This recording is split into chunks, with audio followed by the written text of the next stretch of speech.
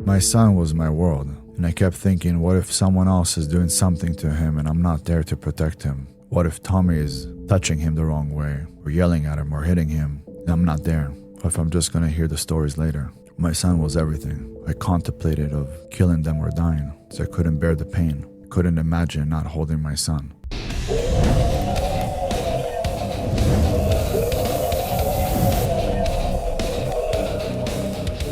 We are here with Ben, aka King Azoulay. How you doing, sir? Good, brother. Thank you for having me. It's really good having you here. It's really good having you here because I think there's going to be a fantastic interview about the realities of the world. But before we dive into the topic, tell me a little bit about your bio, who you are.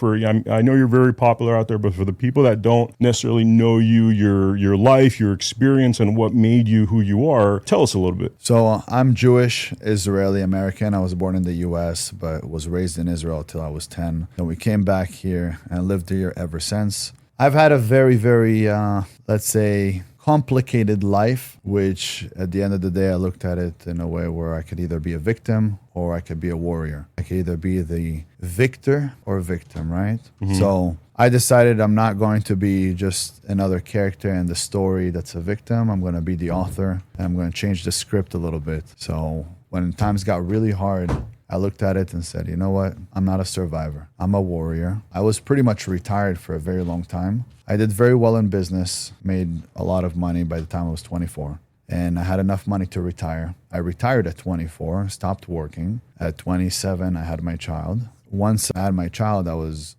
full-time with him for a year. And then some things happened, which we'll talk about later. But about 3 years ago, I decided to get online on social media. There's a lot of good friends of mine that said that the world is missing people like me, people that are willing to speak out loud, people that are not afraid to say what they think. What's in my heart is also at the tip of my tongue. I speak it out. You're always going to like me for who I am, not for who I'm not. So I tell people, like, be yourself. Everyone else is taken. But everybody want to be somebody instead of just being themselves. And it takes time to build your own character, to know who you are as a man. And the hardest decision you'll have to make as a man is, what is it that I want to do for the rest of my life? And then going out there and committing to it. People are having a very hard time committing to something today. And I think showing them that I'm someone with a lot of discipline, someone who takes care of his physique, which is funny because I never really talk about bodybuilding, although I know everything about the body. You know, I competed in bodybuilding. I have a way different physique from most people because when I train extremely hard. So dense physique, dense muscles, very nice muscle maturity. Muscle bellies are always nice and full. So when people see me, they're like, you look like a bodybuilder.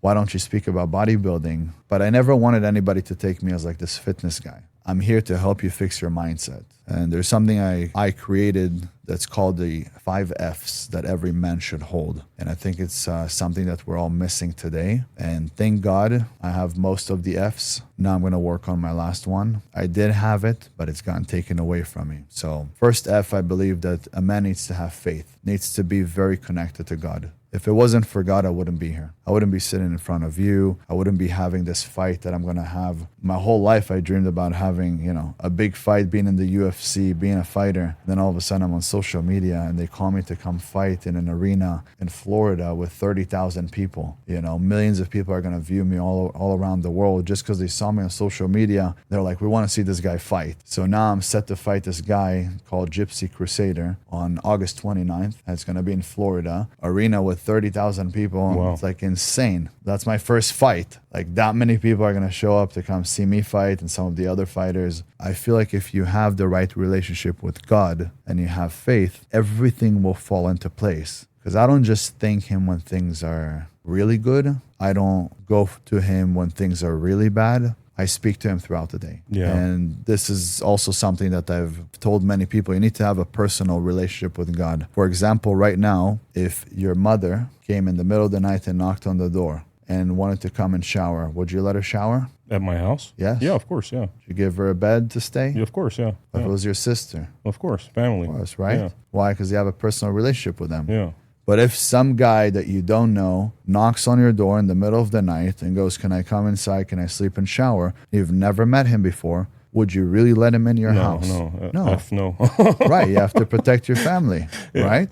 Because you don't have a personal relationship with him. You don't know him. This guy might be danger to you. So imagine you pass away. A bad day is coming for all of us, right? One day we're all going to go meet him. And you get to his front door, heaven's doors, and you knock on the door. And God opens the door and goes, "Hey, Ben." He goes, "Hey, who are you?"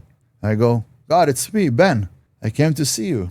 And he goes, "I don't know who you are. Get the hell out of my house," and slams the door. Where do you go now? Why would God open his front door to you when you don't have a personal relationship with him? You don't speak to him throughout the day. You don't thank him. You don't consult with him. You don't ask him for ideas. No, you don't need God. The people that let God go, God let go of them too. Yeah. And you could see it, empty vessels. So every man I say, connect to God.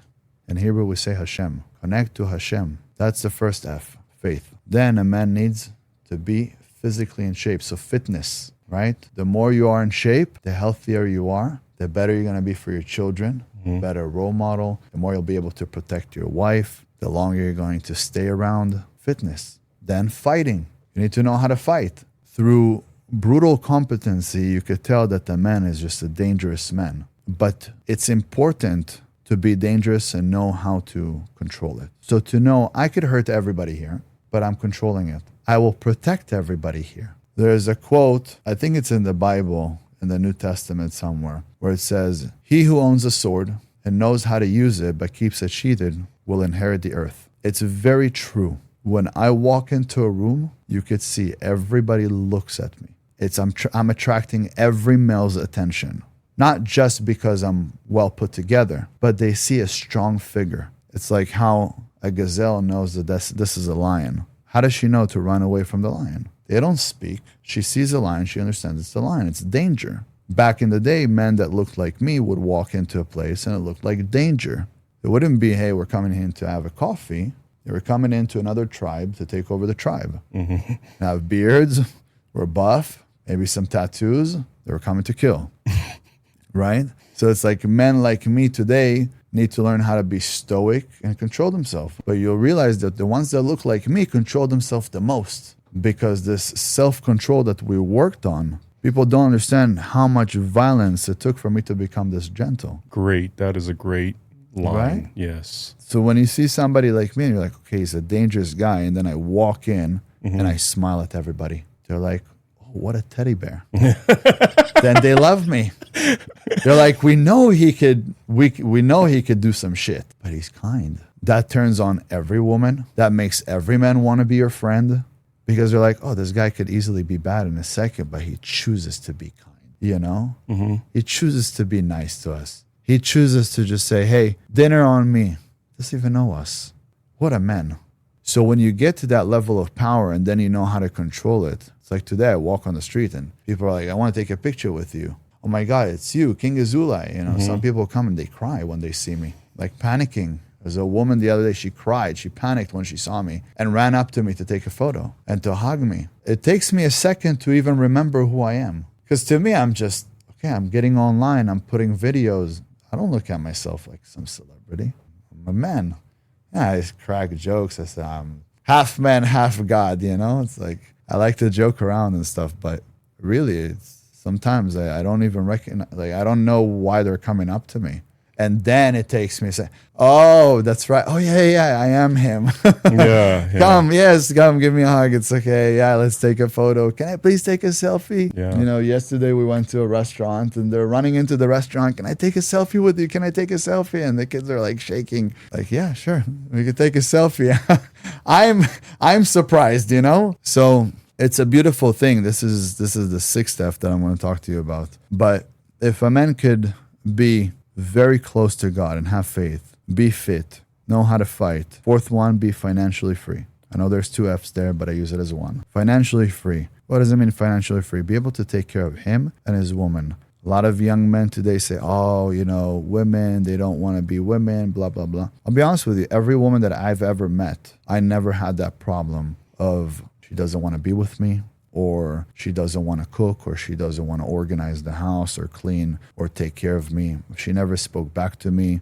Never had a woman who told me I'm going to go to the club with my girls or I'm going to go on a vacation. Like, I don't have that problem. So I'm assuming just men are not being real men, to where the woman just feels like she can do whatever she wants. But if I meet a woman, now I'm taking care of all of her problems. She has a flat tire, I take care of it. She needs to fill up gas, I fill it up. She has a car payment, I pay for the car. She has a payment for the home, you're moving in. I don't like her clothing, here is money, let's go shopping, let's change your outfits. If you know how to take care of a woman like that, what do you need? Nails, hair? Every how long? Okay, how much is it? Okay, here's double the money. This is for whatever you want. This is for this. Here's a drawer. There's always a drawer with cash. You need cash. You always keep on you $1,000 to $1,500 in cash. Here's an open credit card. As long as it's not, $5,000 or more, up to $5,000, you could spend it on your own.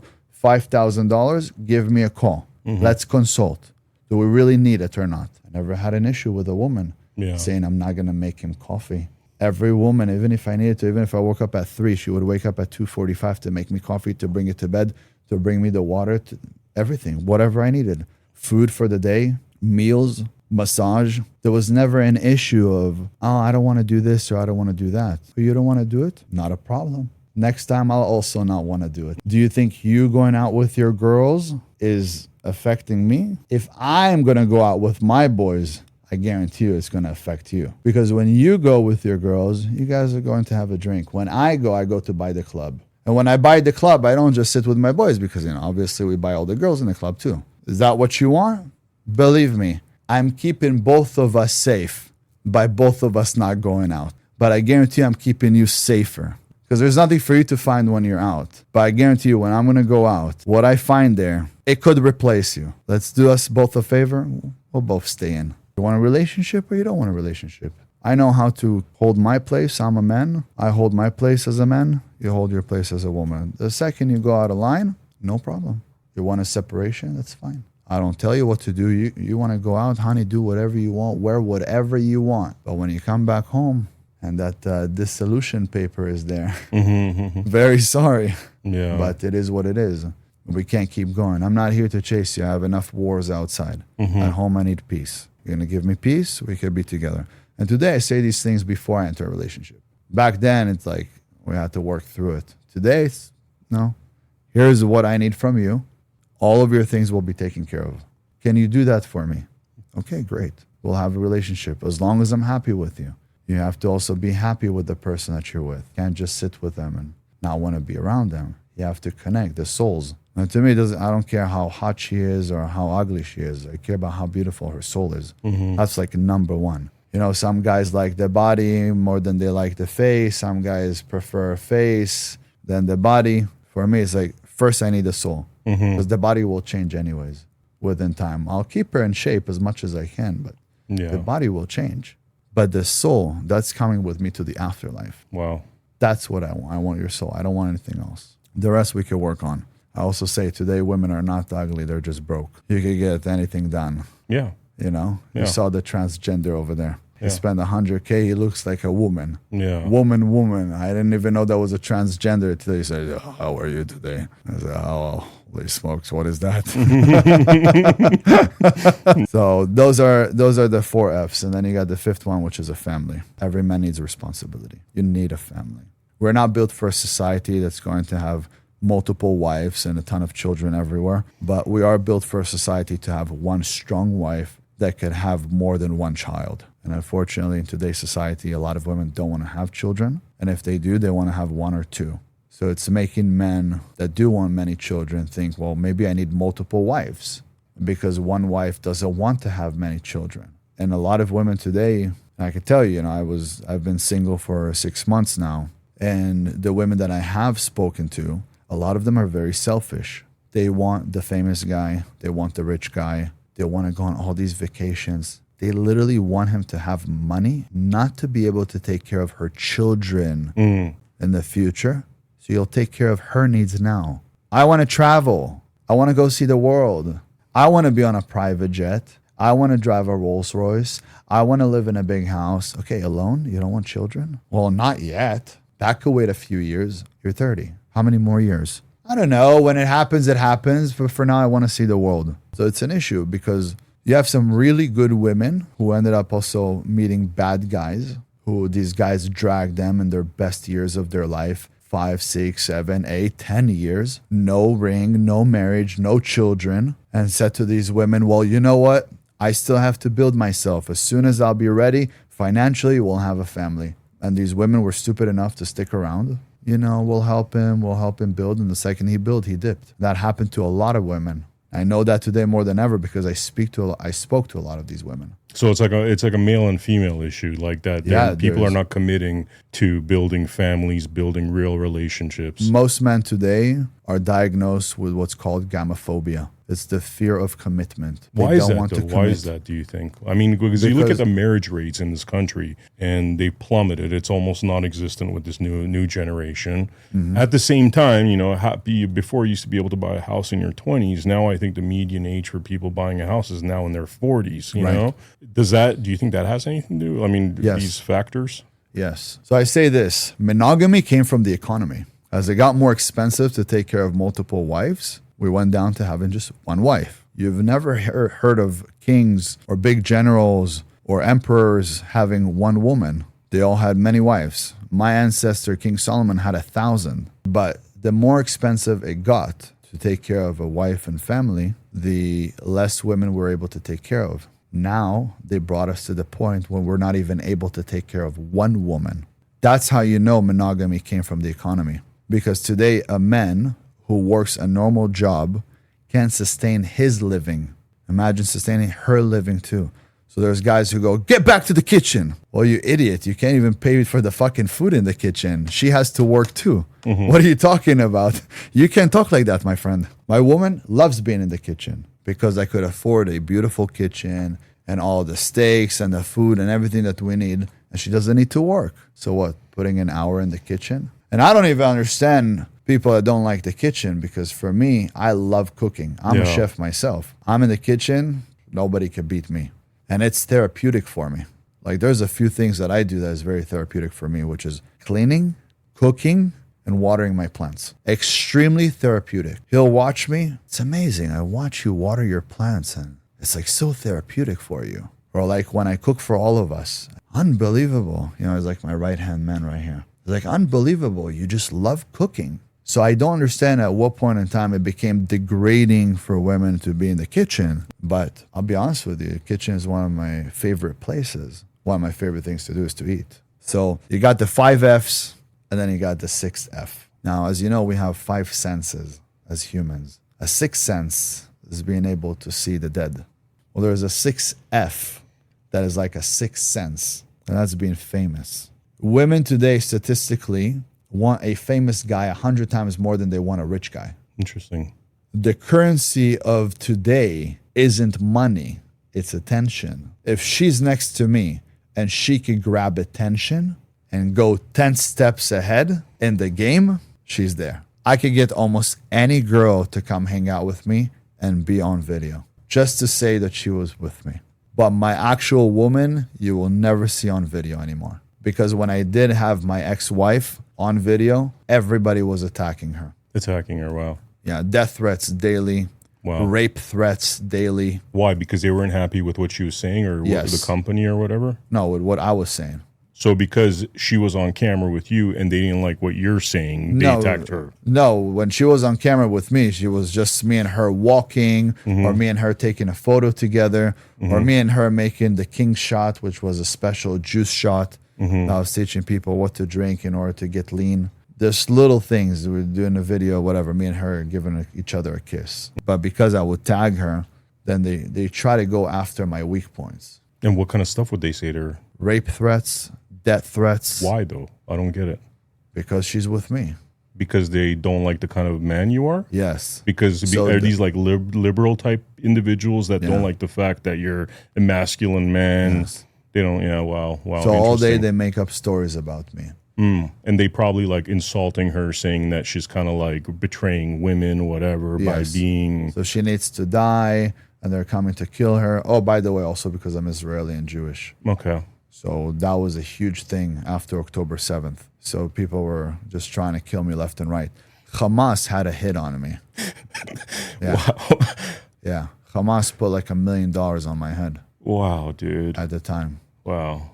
It's crazy. Like when you are a strong voice, it is crazy what people will do to shut you down. There's 3 very strong voices on the internet. One has been already taken out, which was Charlie Kirk. Andrew Tate is now put in jail for the 2nd time for the wrong reasons. That is all bullshit, because if they really had all these victims, they would have brought him out a long time ago. They're not even bringing them out. This is all bullshit. Andrew and Tristan don't need to rape anybody. Even if someone accused them of rape, there's just some woman that wants money out of them. When I was 18, a woman her family said that she got raped at my house by me, my brother, my friend, Wow. all of that. When they came and they asked us what happened, I said exactly what happened. I said, it was my birthday. We had some girls over. She was one of the girls. 3 of the girls wanted to give me head. I agreed. I was fine. And when they came in the morning and they talked to me and I told them this, they go, yeah, but she was underage. She was 15. Wow.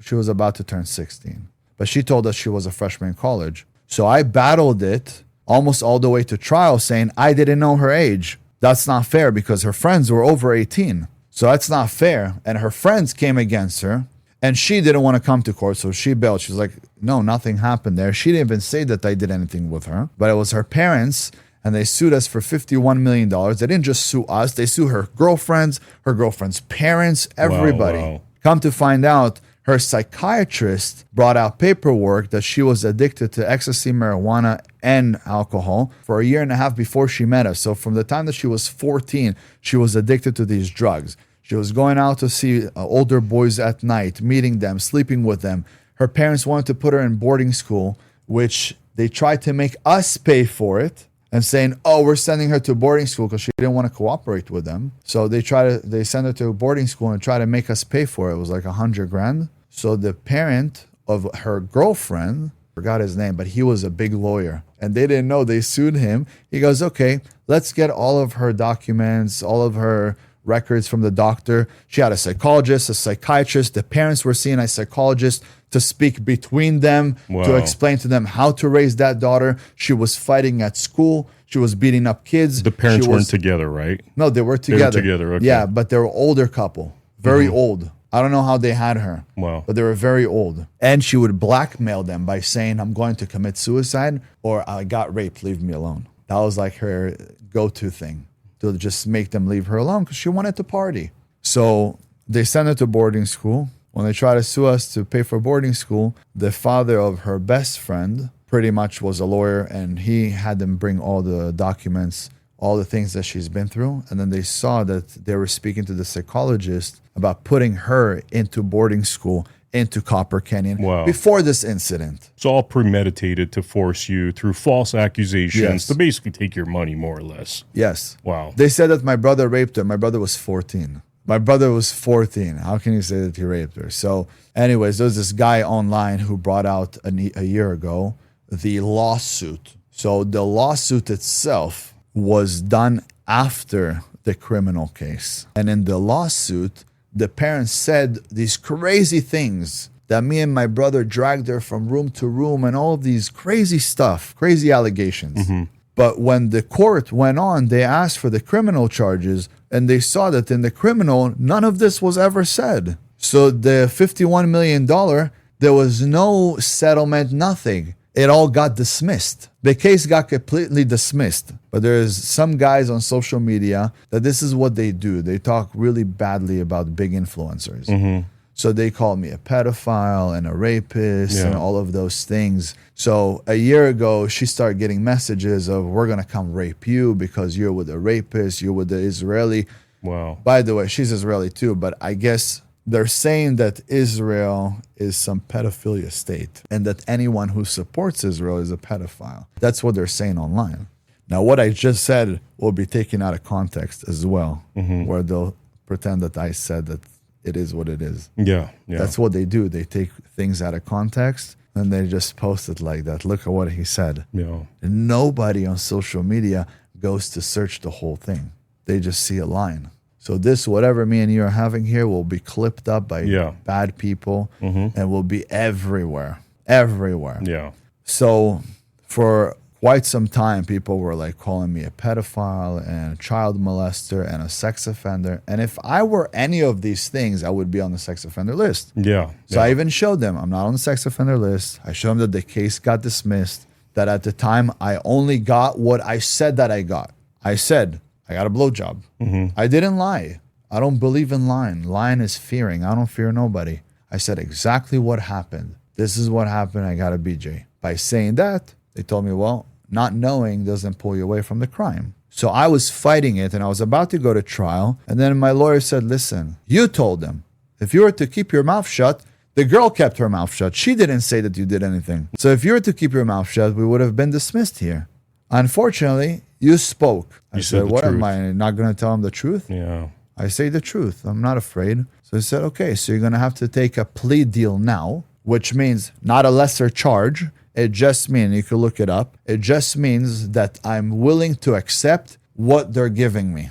Instead of going to trial, because in trial they're going to say, well, you said it. So why go to trial and spend another 40, 50K with the lawyer? Yeah. Anyways, you're going to get that charge because you said it. So because you said it, it's too bad.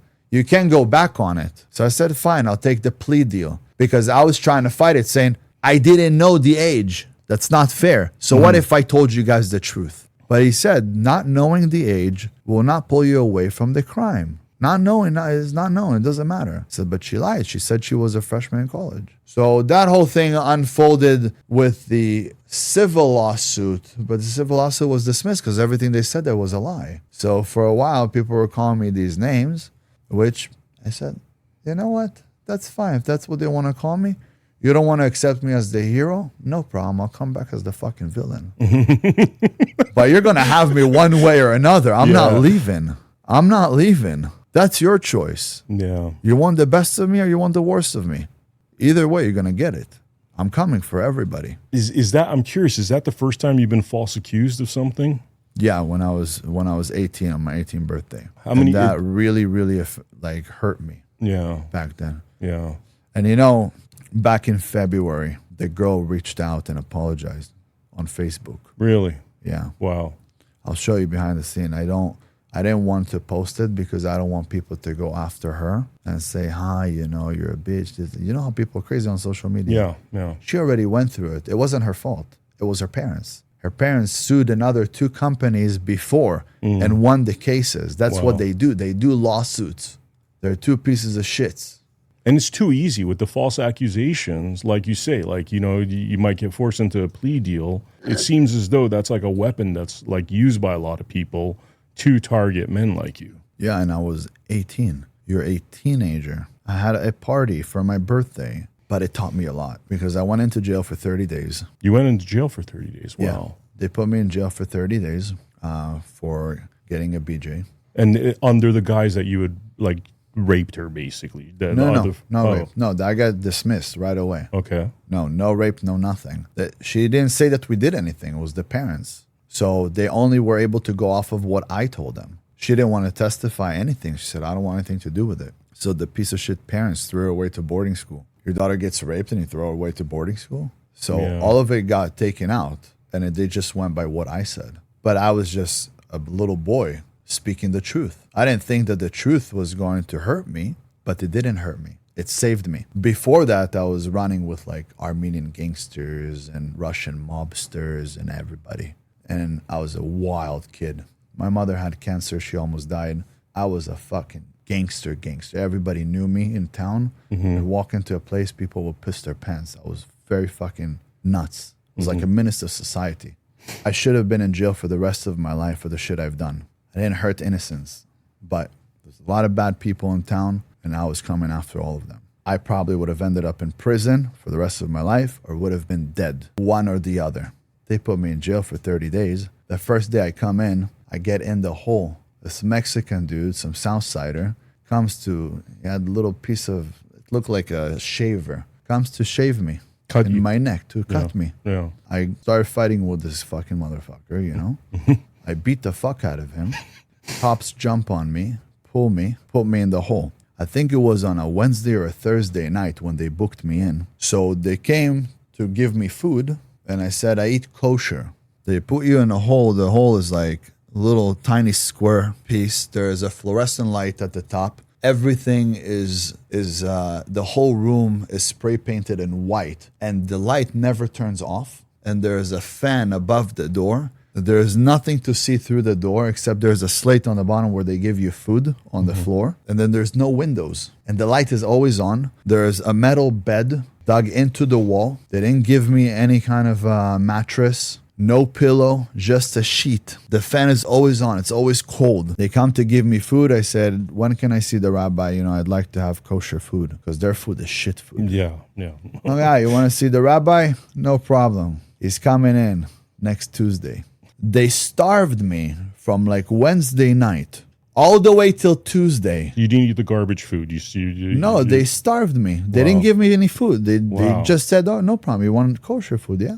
Wow. No problem. So they gave me juices and juice boxes and milk in boxes and toilet paper.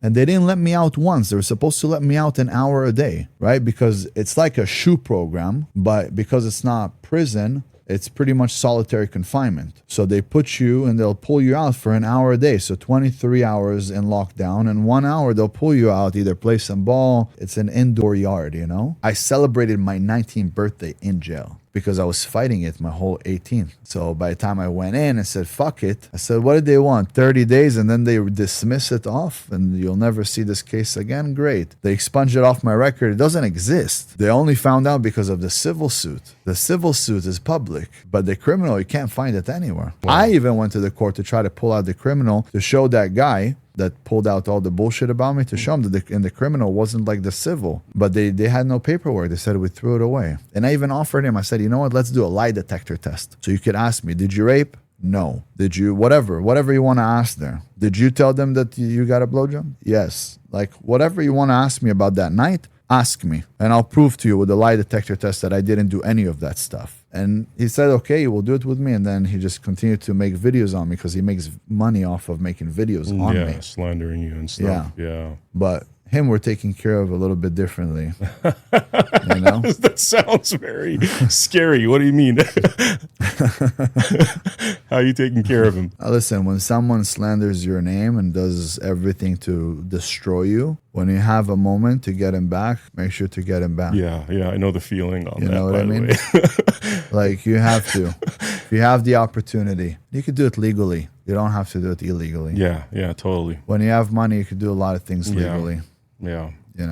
Okay, so after that, were you ever false accused ever again? Did that ever happen again, that sort of thing? So I started keeping cameras in my house. I decided after these 30 days, I'll never go back to jail. I've had multiple situations where women came into my house and tried to sleep with me, where I said no. And one woman kind of freaked out because I didn't want her. She came over and she was drinking wine. And she started screaming at me and why I don't want to sleep with her. And I said, I don't want to. And it was at a building that I was living at. I think I was maybe 20, 21 at the time. She started flipping out, ripping her shirt and screaming, rape, I'm getting raped. But she's getting filmed now. But now it's in my house and there is film. She starts beating herself up. Crazy Brazilian chick. Wow. I go, okay. Okay. Yeah, continue. Good. Continue. When she goes to open my door, I say, don't forget to say hi to the camera. Wow. And she looks and she sees camera. And I said, the police is on the way. I called the police. They came. They arrested her and I did a restraining order against her at the time. And I've realized, okay, I got to really be careful with women. I got to really fucking be careful with women. And now more than ever, woman, sign NDA. Sign an NDA. You can't speak about my life. Everybody wants me dead anyways. Don't speak about my life. I'm not going to speak about you. Don't speak about me. It protects both of us. She signs an NDA. I can't speak about her. She can't speak about perfect. Yeah. Whatever we do is between us. You want to make love to me? All right, send me a video saying you want to make love to me. I signed an NDA. I can't share the video anyways. It's between me and you. Just in case you're going to say that I raped you, here to the cops. Here we go. It's crazy because I've heard so many of these That's stories. how worried I am today. Yeah. That's how worried I am. Right? It's, you know, right? That's how worried I am. You know what's funny? Like this story you're telling. I mean, obviously, but it's sad that I have to worry that much, right? Yeah. Like, why do I have to worry? Why do they have so much control over me? You know, Charlie Kirk, may you rest in peace. What a good man. What a good man. Every time I think about him, I want to cry. I remember when that happened to him, I wanted to quit social media. I wanted to stop. And it's almost like something told me, for him, I have to continue. So what, I'm going to end up like that? You know how many people were laughing at that video? Sick people, transgender community, how they were going after him, you know, making all these There was videos. that woman that was doing the shot, like in Chicago, like making fun of him and stuff. The blue hair women, all that. Sick. How can you laugh at him? So what if he spoke? You see how he was shot, killed in front of his children. Sick. But he was fighting this bill that was passed here in California, for example. So in California, it's this. If I had a sip of alcohol and she had a sip of alcohol and we went back home and we made love, who consented to this? Because by law in California, you cannot consent to making love, even with your own wife, if you have alcohol in you. Wow. But she wanted it. Nope. She couldn't consent. She had alcohol inside of her. This is if after it she says, oh, he raped me or whatever. Yes. I had a friend that was married, 4 children, spent 2 years in jail here. He was a lawyer. They came back home. His wife was drinking. She called the cops, said, I didn't want to have sex with him.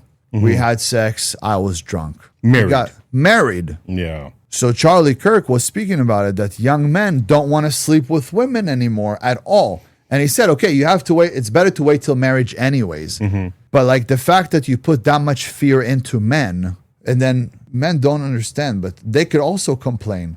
If a man was drinking, he could complain, but men usually don't complain. It's the woman that will go and say something. But if the man was drinking, she wasn't drinking, he can't consent to anything, she just got a rape charge. Or if he's 18 and she's 17 and they just had sex, he's a rapist. Although she consented. It's called statutory rape. Statutory rape, yeah. Mm-hmm.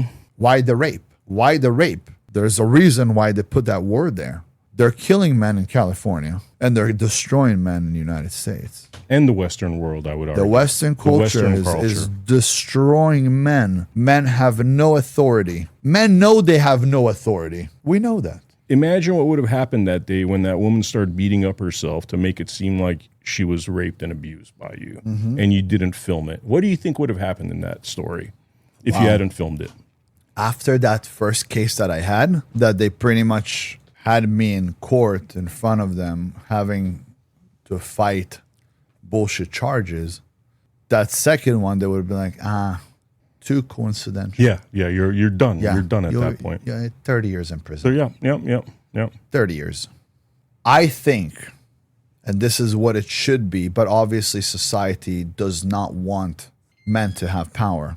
But if a woman accuses you and false accuses you, and it comes out that she falsely accused you, she should pay all of your lawyer fees, and she should do the same time in jail as you were supposed to do. Yeah, that would discourage the false accusation. I call it the false accusation industrial complex. We're talking about the UK, and you got a group of Pakis that just kidnapped a young girl and raped her for 24 hours.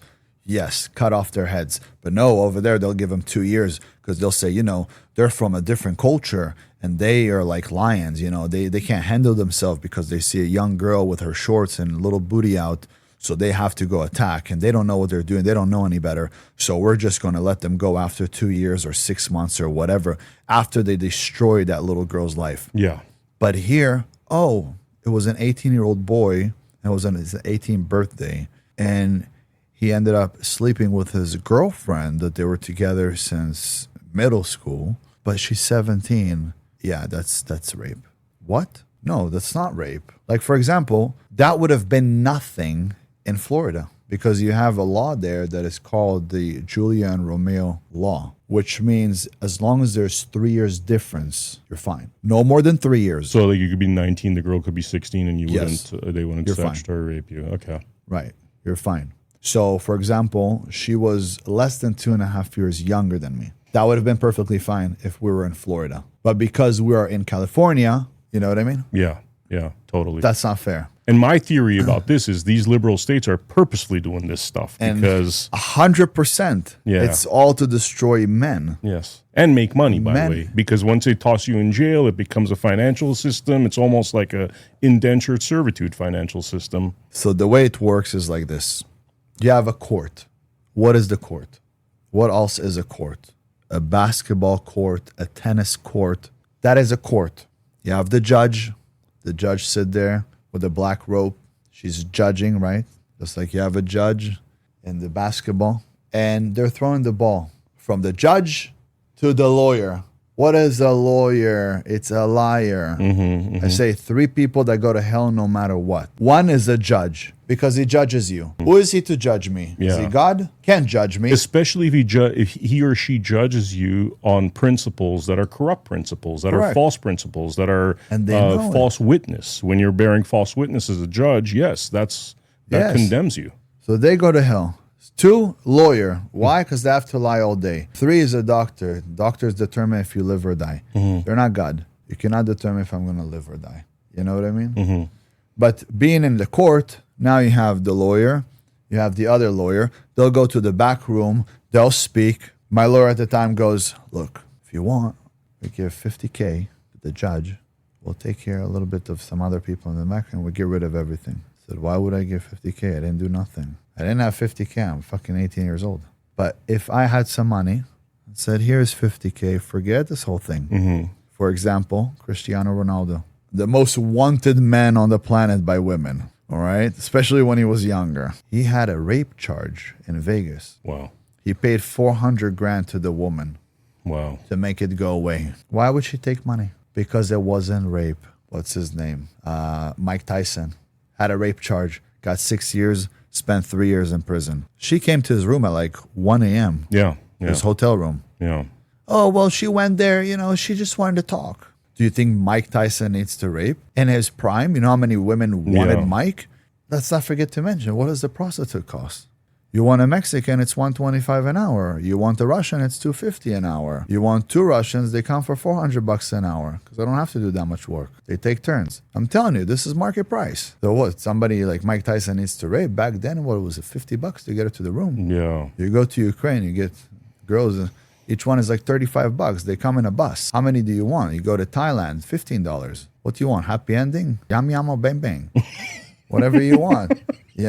Lady boy even cheaper. Yeah. Whatever the fuck you want. Like, why do these guys need to rape? They got money. Yeah. When you have money, you don't have any problems. You don't need to rape.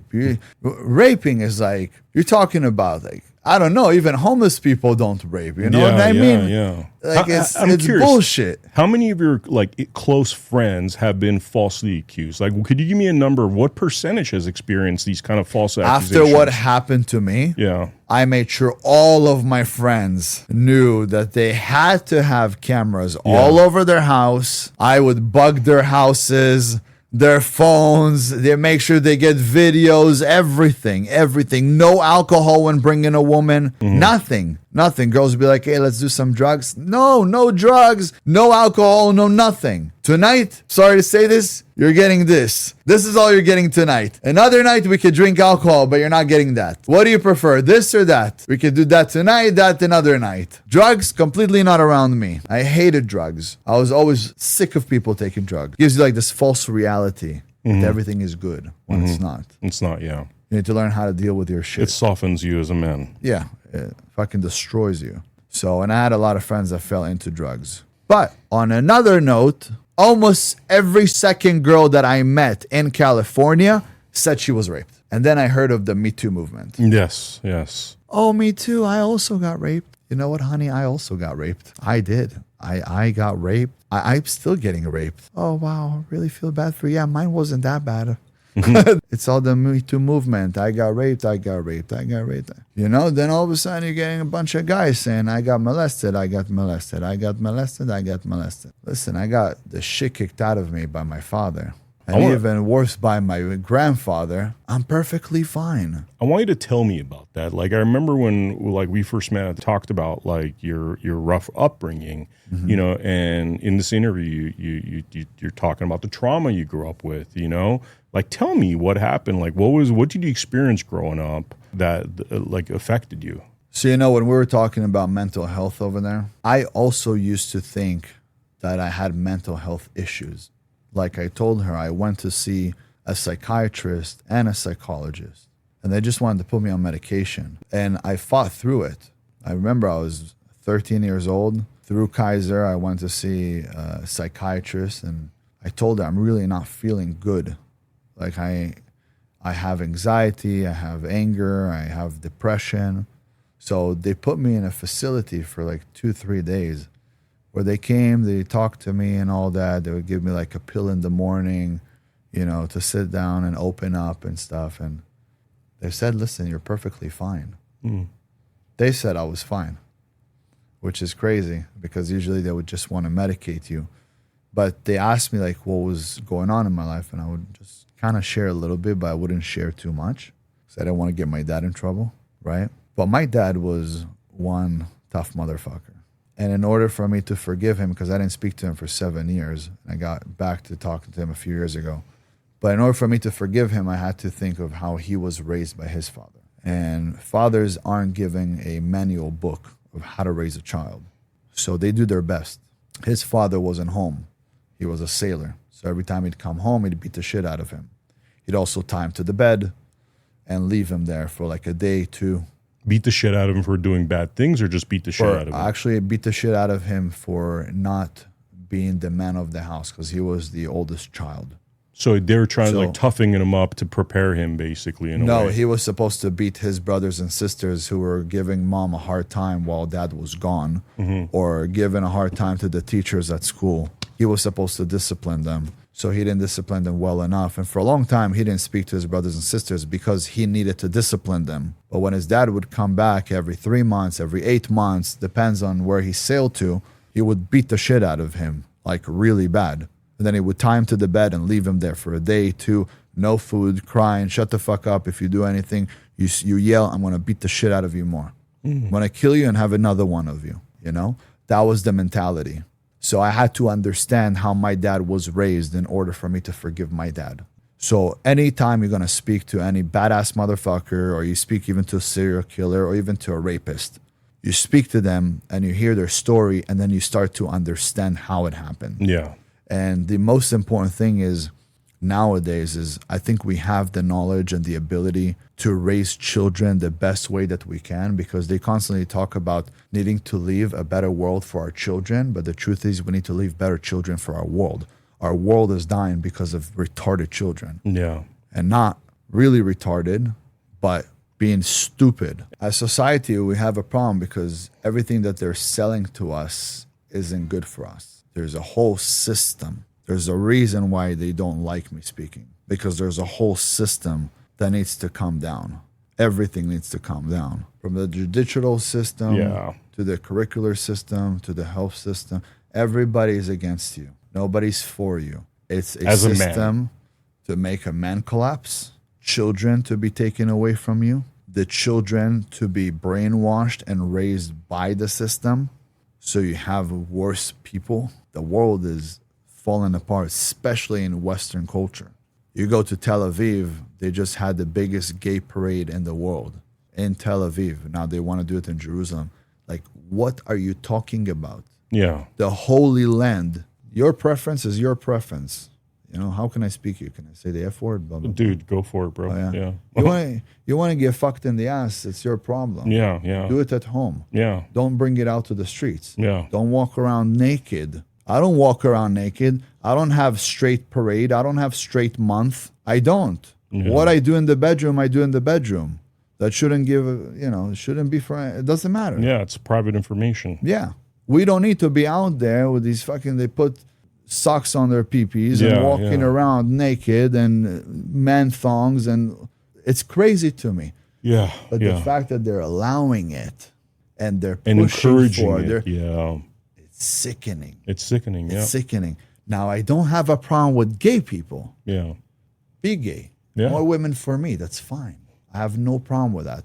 I think today we have 35 million gay people in the U.S. And then I believe that 95% of the prisons are filled up with men, not women. There's way more men in prison than women. I think it's like 95%. So you're getting into a polygamy society where women will have to share men because most of the men that they want also, it's 1%. The rest of them can't even afford to buy a Happy Meal to stay happy. Yeah. Yeah. They're all unhappy. So we're in a system that's collapsing. That's also why we had the whole war thing. People think the war with Iran was because the Americans really cared about the Iranian people. Israel cared about the Iranian people because they're very close to us. But did America didn't? It's all a money game. So you're saying the war is to collapse the system? No, the war is to continue the system. In 1971, Nixon took us off of the gold standard. We got off the gold and we got on the dollar. BRICS nation was all about the gold standard. You know about the BRICS nation? Yeah. Gaddafi was about the gold standard. That's why we took him out. Now you have all these countries that are coming together trying to get off of the dollar. The dollar is the world reserve currency. So the second you have someone, let's say like China, that wants to buy from Saudi Arabia oil, they have to take yen and turn it into dollars and then buy oil. You can't buy oil without exchanging it into dollars. And every single country around the world is like that. Now, God forbid you're not going to do that. We will bomb you 100%. You're not going to exist. Yeah. What do you mean getting off of the dollar? Once the dollar collapses, the U.S. collapses. So if the U.S. collapses, you think the U.S. cares if the whole world collapses? Of course not. So let's just bomb everybody. Where do we bomb first? We'll bomb there. Why? We're putting fear into these people here who believe they're coming together with BRICS nation and going to bring also with them Iran. Iran, if I'm not mistaken, added to BRICS nation or was about to. Yeah. So this is all a scare tactic. Show people that, hey, we're not playing games. Look at the show. Look at these B-2 planes that we have. We'll take you guys out. And who's the best people to do it with? Israel. We have the most advanced military in the world. We don't have to be someplace to take out someone. All you have to have is a pager or a phone or a microphone, and we could take you out. Be sure of that. Yeah. Sure of that. Dude, I want to, so your dad, I really want to dig into what happened growing up because it sounds like you had a tough dad, you had a tough grandfather. I don't want to use the word abuse, but it sounds like what you had gone through, if somebody, in this country were to look at it like you get a social worker, it sounds like you went through some abuse growing up, would you say? Right. The way that they call it today. The way they call it today. They call it today abuse. So in that situation, I was mentally abused. I was emotionally and physically abused. That's what they would call it. And you were talking in the podcast that we did about how you were hit so badly in the back of your head was bleeding. Did I hear that right? Yeah. How often? A kettle was thrown on my head. Wow. You know the kettle to heat up water for coffee? I was 10 years old. I throw on my head. I have here, I think it was 24 stitches. Wow. My whole head is split open in half. My dad hit me with batteries on the head. He threw me in the room, leave me there for a couple of days, tell me that I couldn't come out, smack me. I remember one time, I think I was maybe 6 years old, and we went to the market. The owner, his name was Shia, and Shia loved me. He was the cutest little boy. I looked like a girl, to be honest with you. And Shia gave me a candy. So I put it in my pocket, and we left. I was with my dad. And when we arrived home, as we parked, I pulled the candy out and I opened it. And I came to bite it, and my dad backhanded me so hard. Oh, wow. In the face. And I remember just holding myself like I couldn't breathe. He said, "You're stealing, you piece of shit. You're going to steal." I said, I said, "Shut the fuck up," and smacked me again. Wow. Took us back, took me out, said, "My son stole from you." She told him, "You motherfucker, I gave it to him. He didn't steal. He was here. I gave it to him, you piece of shit. Why'd you hit him?" He said, "Oh, he didn't steal it." Okay. So come, I get you another one, but just remember, never to steal. Never steal. You want to take something, you take it in front of someone's eyes, not behind their eyes. He looked at me like this. My father would always open his eyes. And that moment, I could never touch somebody's things. I go to the market, they give me $20 extra, I go back. "Hey, you gave me 20 extra. Until today, I am afraid. I come back, here's $20 extra. You gave it to me. No, I didn't steal from you, just so you know. Yeah. Until today, I'm like that. No, just so you know, I didn't touch. I didn't steal. People are like, what the fuck is crazy, this guy? But you still feel it. It's like your blood shakes. I can't explain it, But when you're a little boy and someone puts the fear into you, and back then people also put the fear of God. God is watching. God is watching. And if your parents beat you and you would fear them, you would also fear God. Yeah.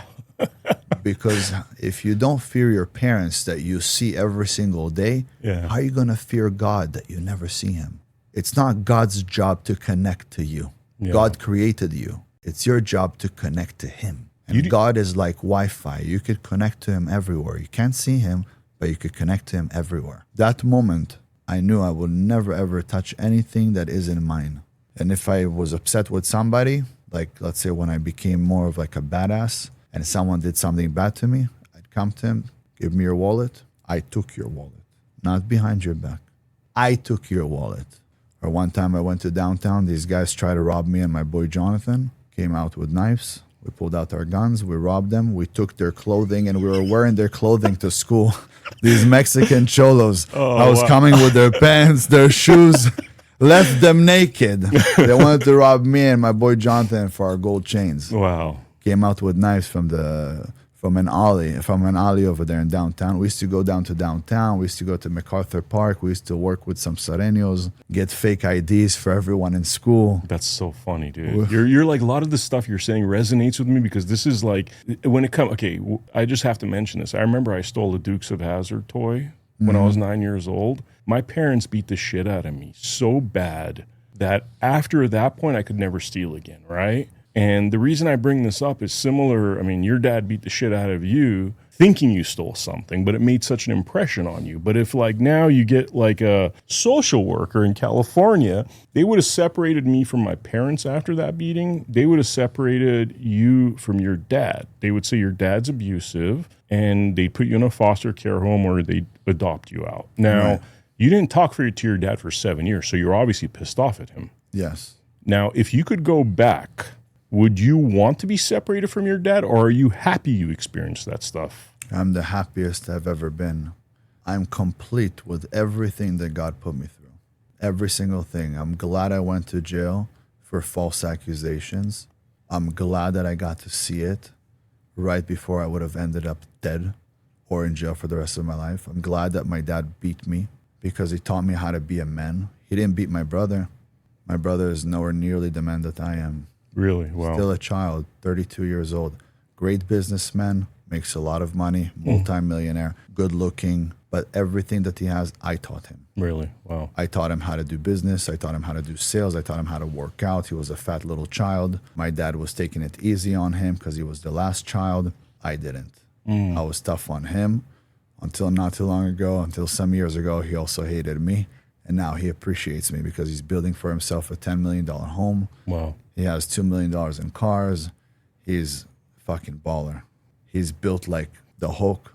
All that because I pushed him, So my dad was tired after me, but I got the energy to work with my brother. Because you're the oldest one. Yeah, I have an older sister that nobody knows about, and I don't really share anything about her. I don't want anybody to attack her and shit. But Got you. my brother, they attack my brother a lot. So you're thankful for like I'm that so experience grateful for that everything. Really? You wouldn't change a thing? Yeah, I wouldn't change anything because it's a plan. Everything is written above. God has a plan for all of us. He really does. And it's just how we perceive things. Perspective is so important in life. I don't get hurt by anything, by anyone. Nothing offends me anymore. I'm not offended. I'm not hurt. I don't suffer from anything. But it's because I'm so okay with everything that happened. Yeah. Because I trust that he did it all for a reason. There's a reason.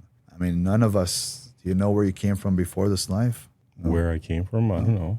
You don't know. Yeah. And you know where you're going once you pass this life?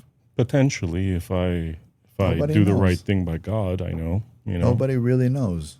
And the problem is that most people don't know what they're doing here. They lost their purpose. But I found my purpose, so I know what I'm doing here. So knowing what I'm doing here and following my dream, which I realized was my mission, that God sent me on here. And as long as I woke up this morning, He still has me on my mission. He still needs me to do something. Or else he could have kept me asleep. But he woke me up today. You see? There's official announcement for the fight. Oh, wow. Right Awesome. now. Awesome. This is the first official announcement. Very cool. The fight is going to be in Orlando, Florida, August 29th. I'm fighting a Nazi, a guy who says that everyone should be dead except white people. You're not white. You just look white. He doesn't like you either. You're Armenian. Yeah, I'm too Armenian. Yeah. Yes. So, I don't need to fight this guy. I'm fighting him because of my mission. I'm the only influencer that is Israeli that is willing to fight this Nazi. Fighters will be willing to fight him, but I'm not a fighter. I could fight, but I'm not a fighter. I'm a businessman. I am a man that's chasing his son, doing the best to create enough recognition that his son will know who he is. Yeah. I don't have to do this. I have money. I'm already 36 years old. This guy here is a loser. He's got nothing. He doesn't have money. He doesn't have anything. He's a Nazi claiming that you need to gas the Jews and kill the niggers and all this bullshit, Speaks very degrading about black people. And today I see souls. I love everybody. I have friends from every culture. As long as you're a good soul, that's good with me. I don't care what color you are, where you're from. And that's the beauty when you understand who you are as a human. There's more to that too. Like when you come to this world, did you come with some sort of an investment? Did you bring something with you? Investment meaning... Or did you come alone? Nothing, empty-handed. I mean, whatever talent God gave me, I came with something. But you didn't bring money with you. No. Nothing. No. You came here with nothing. Yeah. And when you leave, no matter how much you make here and how many buildings you'll build, do you take anything with you? No. Nothing. No. So you didn't come with nothing, and you're not leaving with nothing, which in definition means in this lifetime you didn't gain anything and you didn't lose anything. And too many people are worried about losing something. It's not yours. It's lended to you by God.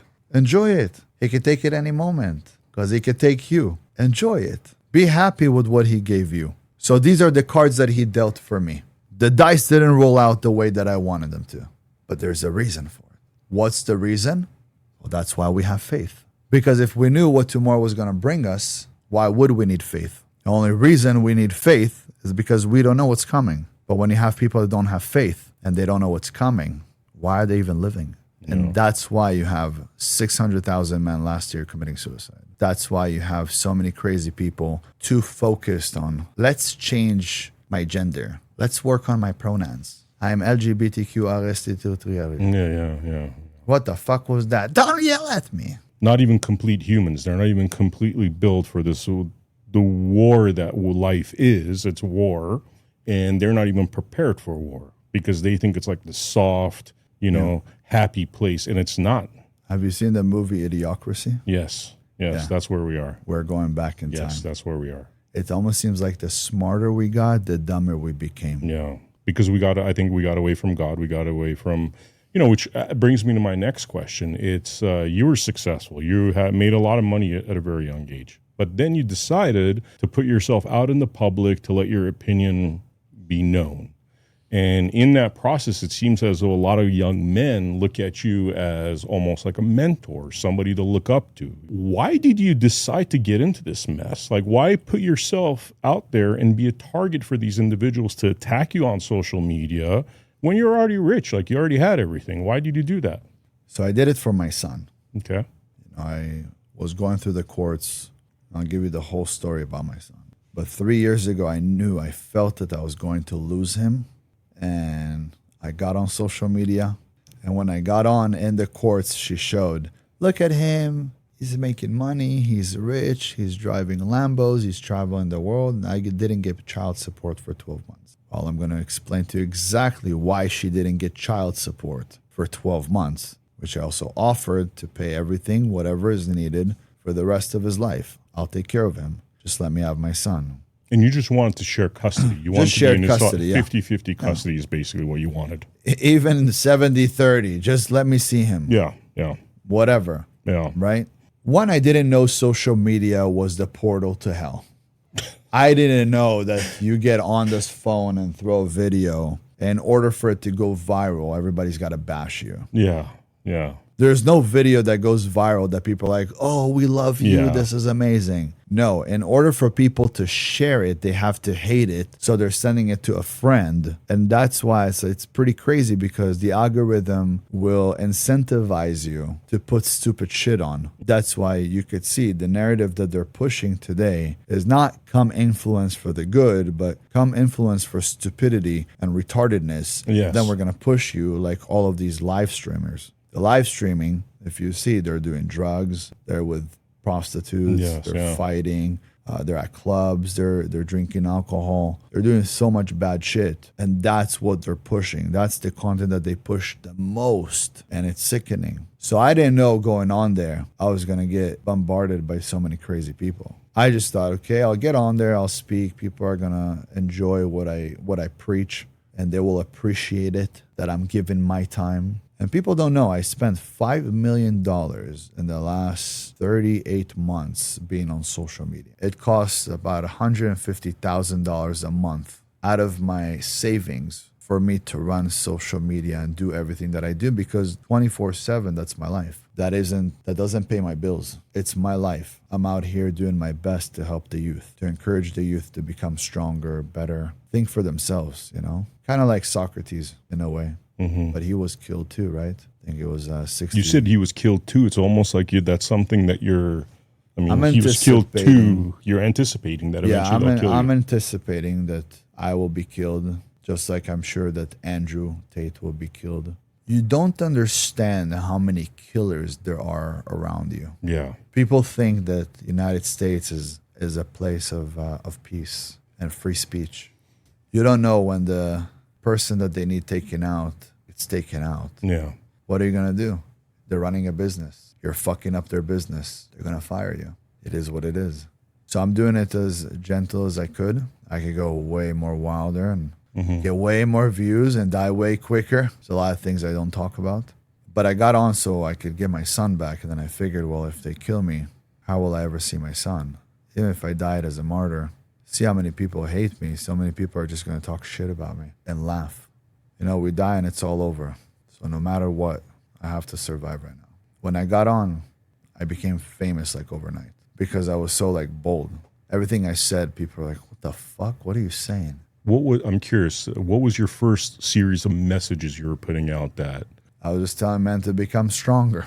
And this was because you were feeling the pain of not being with your son? Yeah.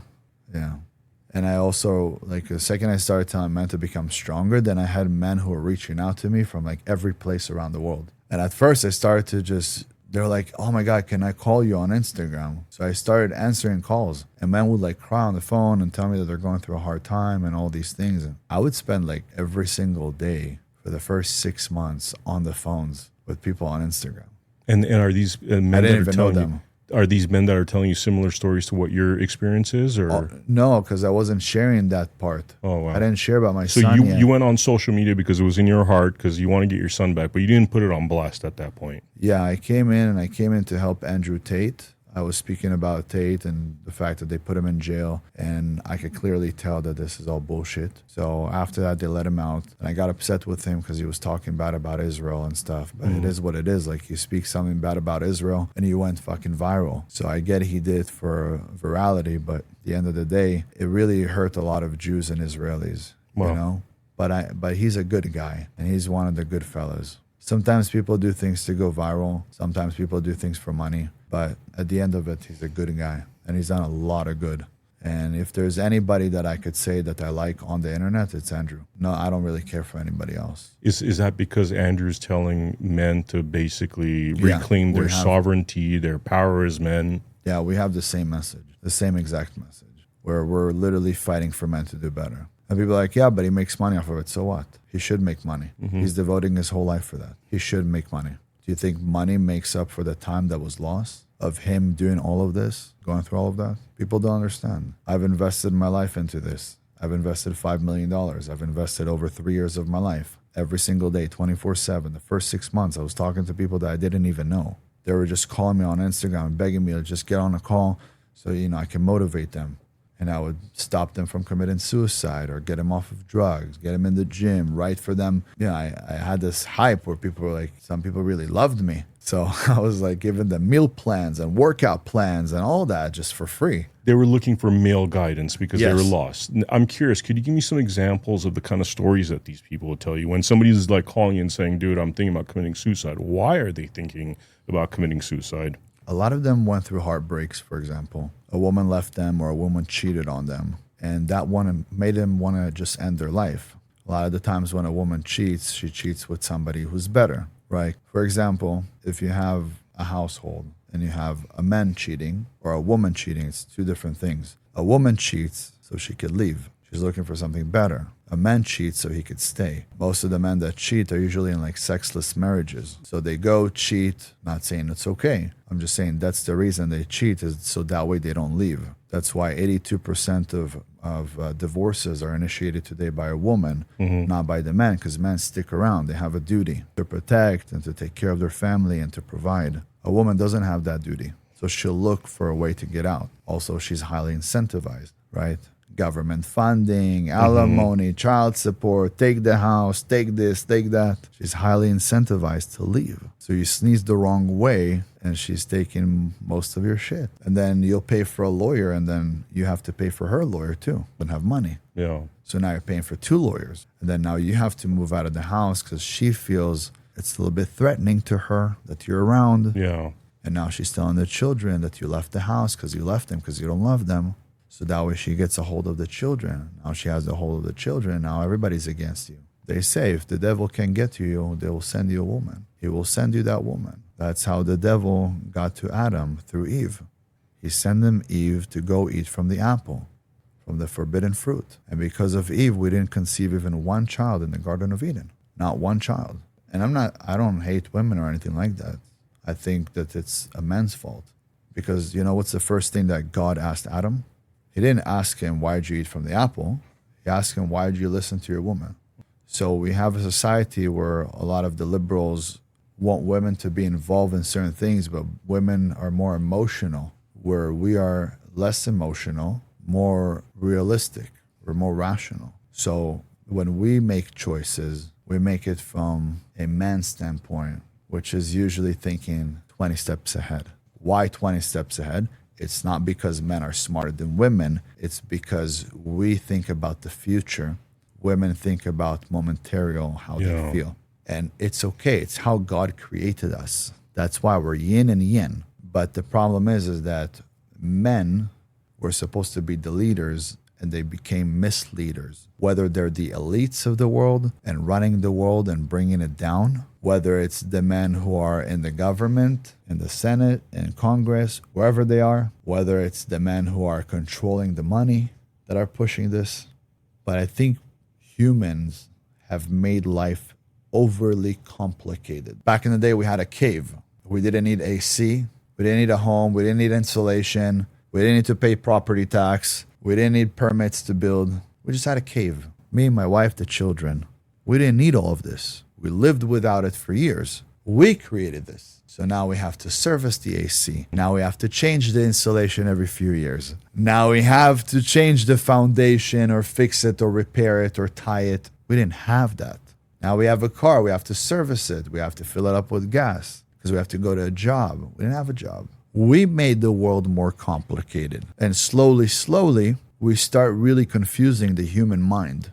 Because the human mind was built for survival. It wasn't built for success. Now, everybody don't need to think about survival anymore. They're just thinking, how do I become successful? Well, to be successful, there's nothing there that says you need to be in a partnership. You need to have children. In survival mode, you do. You need to have a bigger family. Yeah. You need to have children as soon as possible. You need to stick together.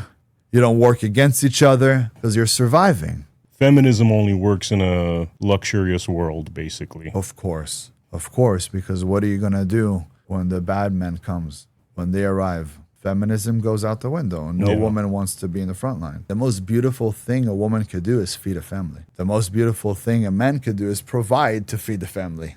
I think it's the most beautiful thing when you see a masculine man with a super feminine woman. And you see it some places in Europe. You don't see it in the Middle East. They're all covered up. You can't even see them.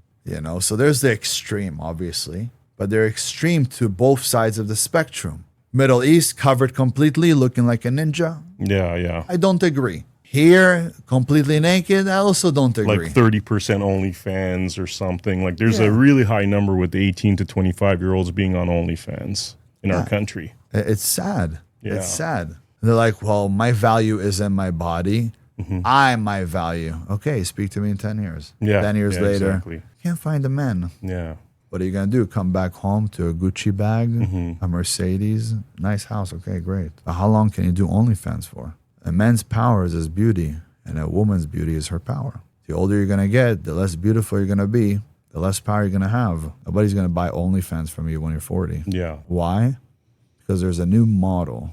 And earlier we were talking about also like ages and age of consent and things like that, and how there's the Romeo and Juliet. Every place around the world is a different age of consent. And I made a video not too long ago explaining that. I said, men travel the world today and they go places. And it's not fair for a man who comes from a place, let's say, like Italy. Well, let's say he's 18 years old. In Italy, the age of consent is 14. So he comes here and then he dates a 17-year-old and now it's called rape. He doesn't know. So what we need to do is we need to do an international age of consent. Make it 18 worldwide. I agree with 18. I think people shouldn't have sex till marriage. Now I understand that. Even me as a man, I thought that it was only women because they kept saying, well, the more a woman sleeps with men, the less attached she is, and she can't connect, she can't bond. It's true, but it's also true for men. Yeah. I could tell you, I've been with a lot of women in my life. I'm having a very hard time to bond with a woman. It's taken me so much to bond, to want to have a family. Like I know subconsciously I want to have a family, but it is so hard for me to want to have that with like a woman. Is it that like you find you might get disinterested with one female or? Yeah. Okay. Yeah, like I might lose interest in a year or two, or things might happen like with others and we didn't align, and too much. It's almost like fear, right? But it's not fear because you don't fear of something happening, but you're like, even to bond, it's just something has changed for me. Like I'm doing it right now, slowly trying to, but it's very hard. And I never thought it could be that way. But now I understand what King Solomon went through. He lost his kingdom because of having too many women. A woman can make you and a woman can break you. I think now when I'm looking back at it, I think from here on, you won't hear me say anymore that women are the problem or feminism is the problem. You will hear me saying a man needs to be held accountable for his actions. And it seems like men have always been leaders and we led women here. Now, it's not me and you because we are really good men. I can tell that you're good men. Thank you. But it's the weak men and the men that wanted to break society, that are very smart men. They have led them here. So it's our job now to do our best to fix society. Going back to your son, I want to hear what happened there that led you down, because you spent like $5 million on this. And it seems as though the seed of it was you losing your son. I thought it was me losing my son, and today I'm focused still on getting my son back. But I realized that God needed me out there to take care of so many other children around the world. Okay. He took away from me one son and gave me over 1 million. And now I understand why he took my son away. I didn't understand. I used to be in conflict with him. I get into arguments like, why'd you take him away? Why? Why Being me? pissed off at God that this happened. Yeah. Like, why? Why am I going through all this headache? Why have you put me through all this? What's this for? What now? I'll tell you how it started. I had a girlfriend that I really, really loved. She had 2 children, and I was practically like a father to these 2 kids. She was married when we were together, but they were through like she said that they were separated, but they were living in the same home together. One day I told her, after already a few years, I said, look, we're together. Because you're living with a man, I do whatever I want outside. Like I see women and stuff like that, but I love you the most. And I want us to be together forever. It's been a few years. Look, I'll tell you this. Either it's time for you to go through a divorce, you come be with me, and we'll live together and have more children, and I'll help you raise your daughter and your son, or we need to end this. It's been already too long. I think at the time I was 23 when I met her. This was when I was, I believe, 26. So it was like 3 years that we're seeing each other. So she tells me, Ben, look, I'm sorry. I can't leave him. He's suicidal. I told her, okay. So we'll have to end it. I don't want you here with me. If he's suicidal, if he's going through a hard time, whatever it is, you want to be there for him, that's fine. You said you guys are close friends. It's okay. So stay. So we separated. That same day, I drove to the gym, and I see a girl on a treadmill, on the Stairmaster, reading a book. And I'm thinking to myself, wow, what a pretty thing. Looks so sensitive, so sweet, so delicate. I walked up to her, and I started talking to her. And she stopped reading the book, and she looked at me, and she liked me. So she was down on the stairs, we were talking, and then she came, she did a full workout with me.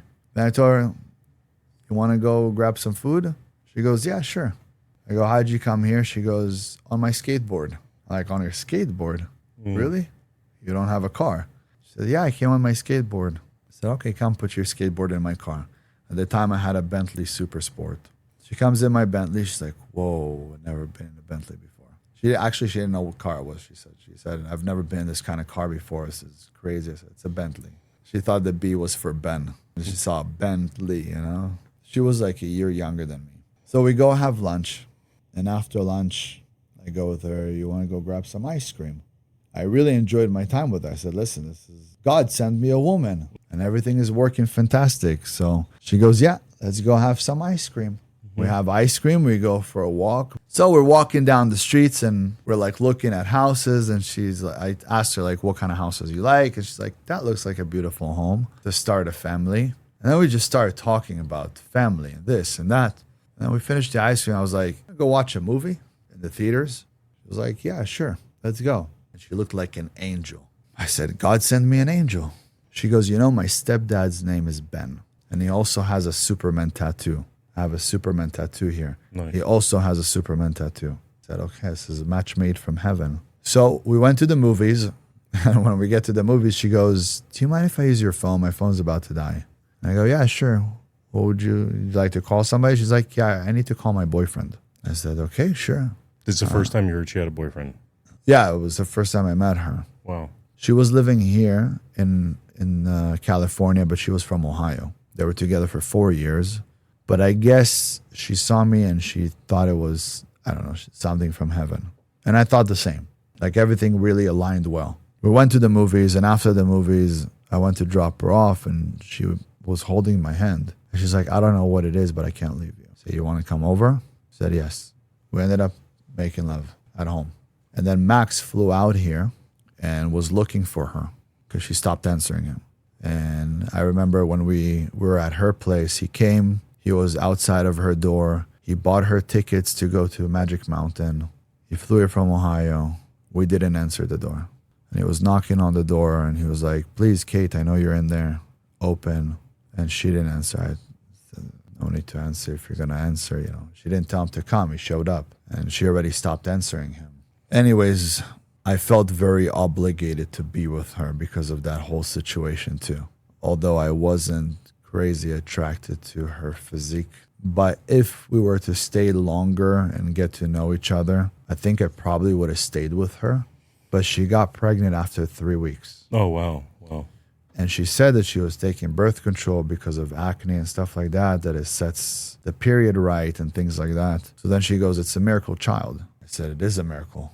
I looked at her and I said, do you really think we should keep that child? I wanted to ask her, what does she think? Because she just came and said, I'm pregnant. And she tells me, are you insinuating that we should get an abortion? And then she freaked out and I saw a demon. She went to school. She had her master's degree in theatrical. Talk about the theater and the drama that was caused that moment. In my home, she started screaming. She threw stuff off of my computer desk, went out of the room, slammed the door. Because she was pissed off that you even mentioned. Pissed off that I mentioned it. Yeah, wow. I didn't know what she wanted. I thought she would want an abortion. But were you prepared to keep the child? Like it was more like you're testing the waters. I wanted to know what she wanted to do. Yeah. I was kind of in shock, but obviously wanted to ask her, like, are we having this baby or do you not want to have the baby? Not like, come get an abortion. Yeah. And she flipped out on me and I was like fucking scared. I tell you, I was scared that moment. And this is after your experiences. I already had experiences with women. With the woman beating herself up and all that stuff. Yeah. I was fucking scared. I was like, shit, I'm going to jail. I'm going to jail. She's going to say that I did something to her. She flipped out. And then I went outside and she went to the balcony and she was crying, like hysterically crying. And I said, hey. And she's like, don't touch me. Don't touch me. Don't touch me.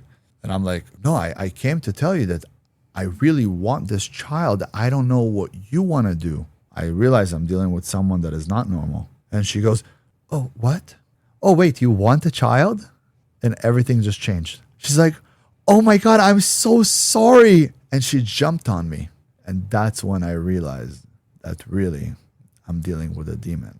I stuck around. I'm curious, what was it that made you realize you're dealing with the demon? Because of the flip in the personality and almost bipolar indications, maybe? Yes. This goes back to how she was raised. So I went through with it. I moved her into my home.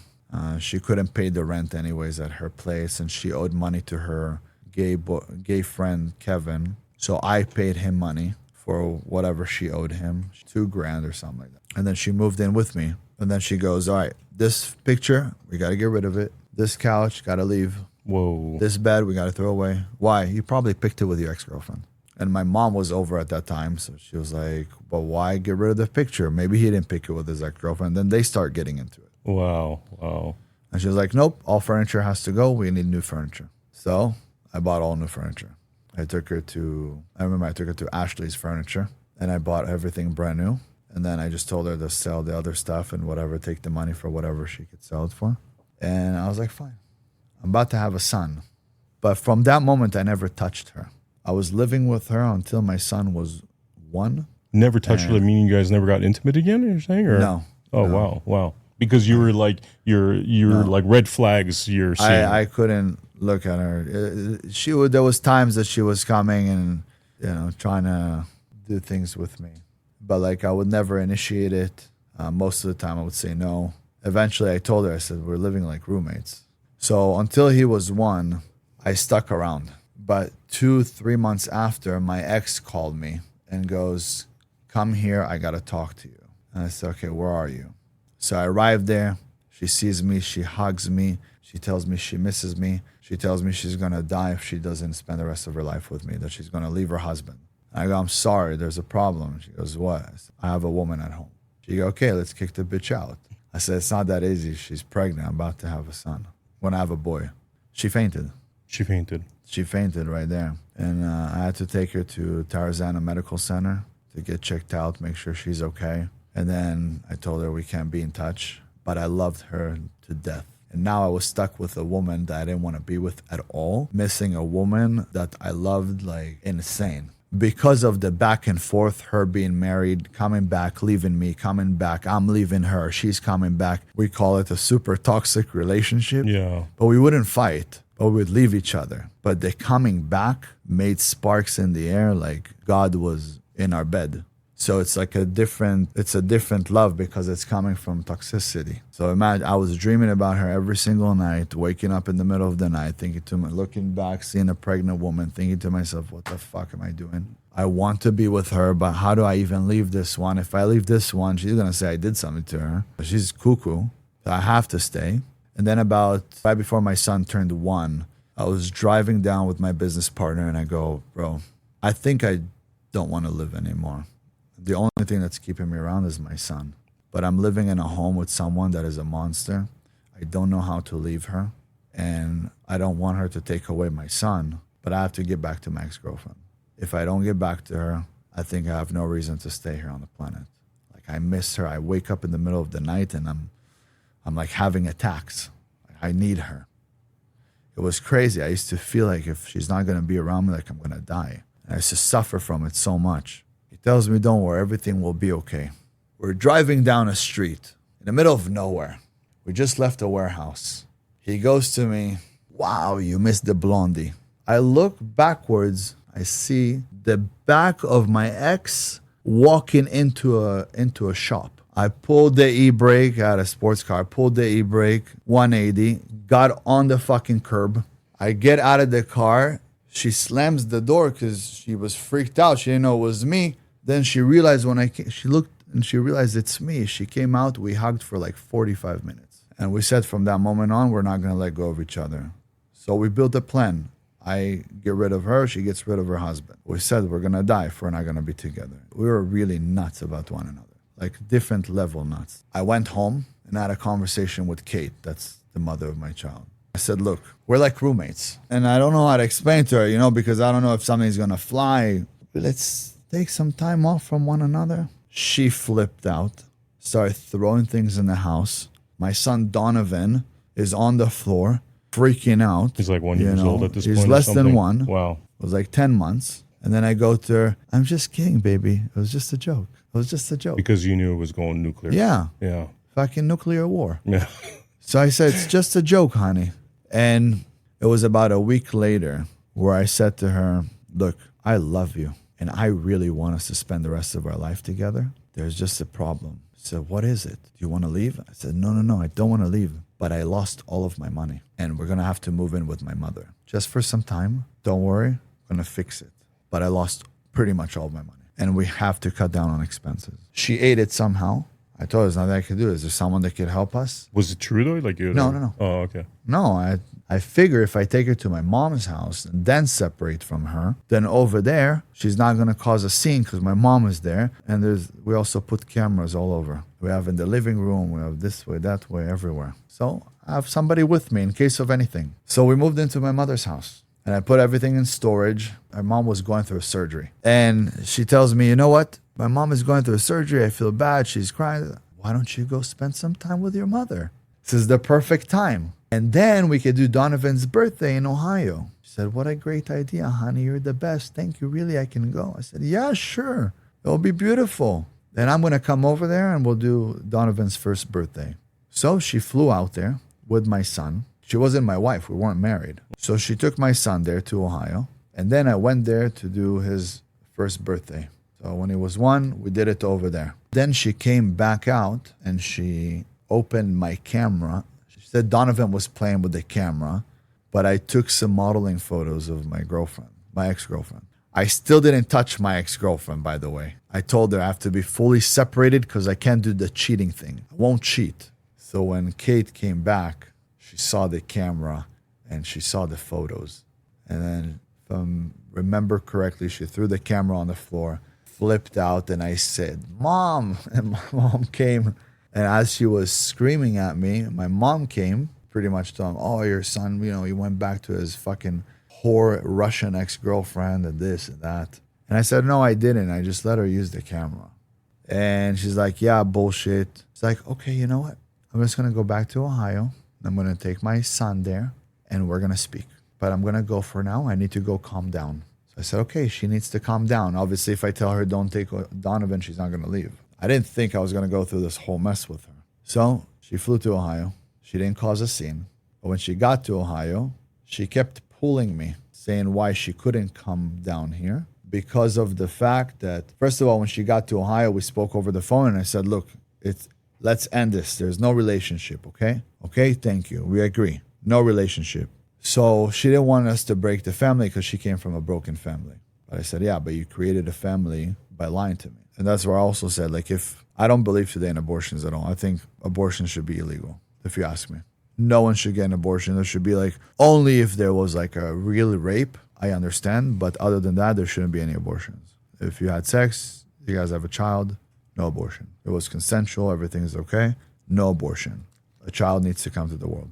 But back then, I didn't hold it, those values so much. I was also a kid. So I say today, if a woman wants to get an abortion, it's not fair because if the woman doesn't want to get an abortion, now the dad has to pay child support. But if she wants to get an abortion, she doesn't have to ask the dad. Yeah. Which isn't fair. So there has to be something there. If she wants to keep the child and he doesn't want to keep the child, she now needs to pay him for having his child. That's what I think. And then if he doesn't want to have the child, but she wants to keep the child, he needs to pay her for the child. You know what I mean? Yeah. Or they do 50-50. one or the other, but like it's not fair that a woman can go or this way or when that you way. can't, yeah. And that you have no say. Oh, if she has a child, now you have a say because you have to pay. But if she doesn't have a child, then you have no say because it's her body. Double standard. Yeah. So she flew to Ohio, and then in Ohio, I didn't know that if Ohio has my child for 3 months, Ohio will take jurisdiction over my son. No longer a Californian boy. So she kept dragging me. And then after 3 months, she started dating a Palestinian guy.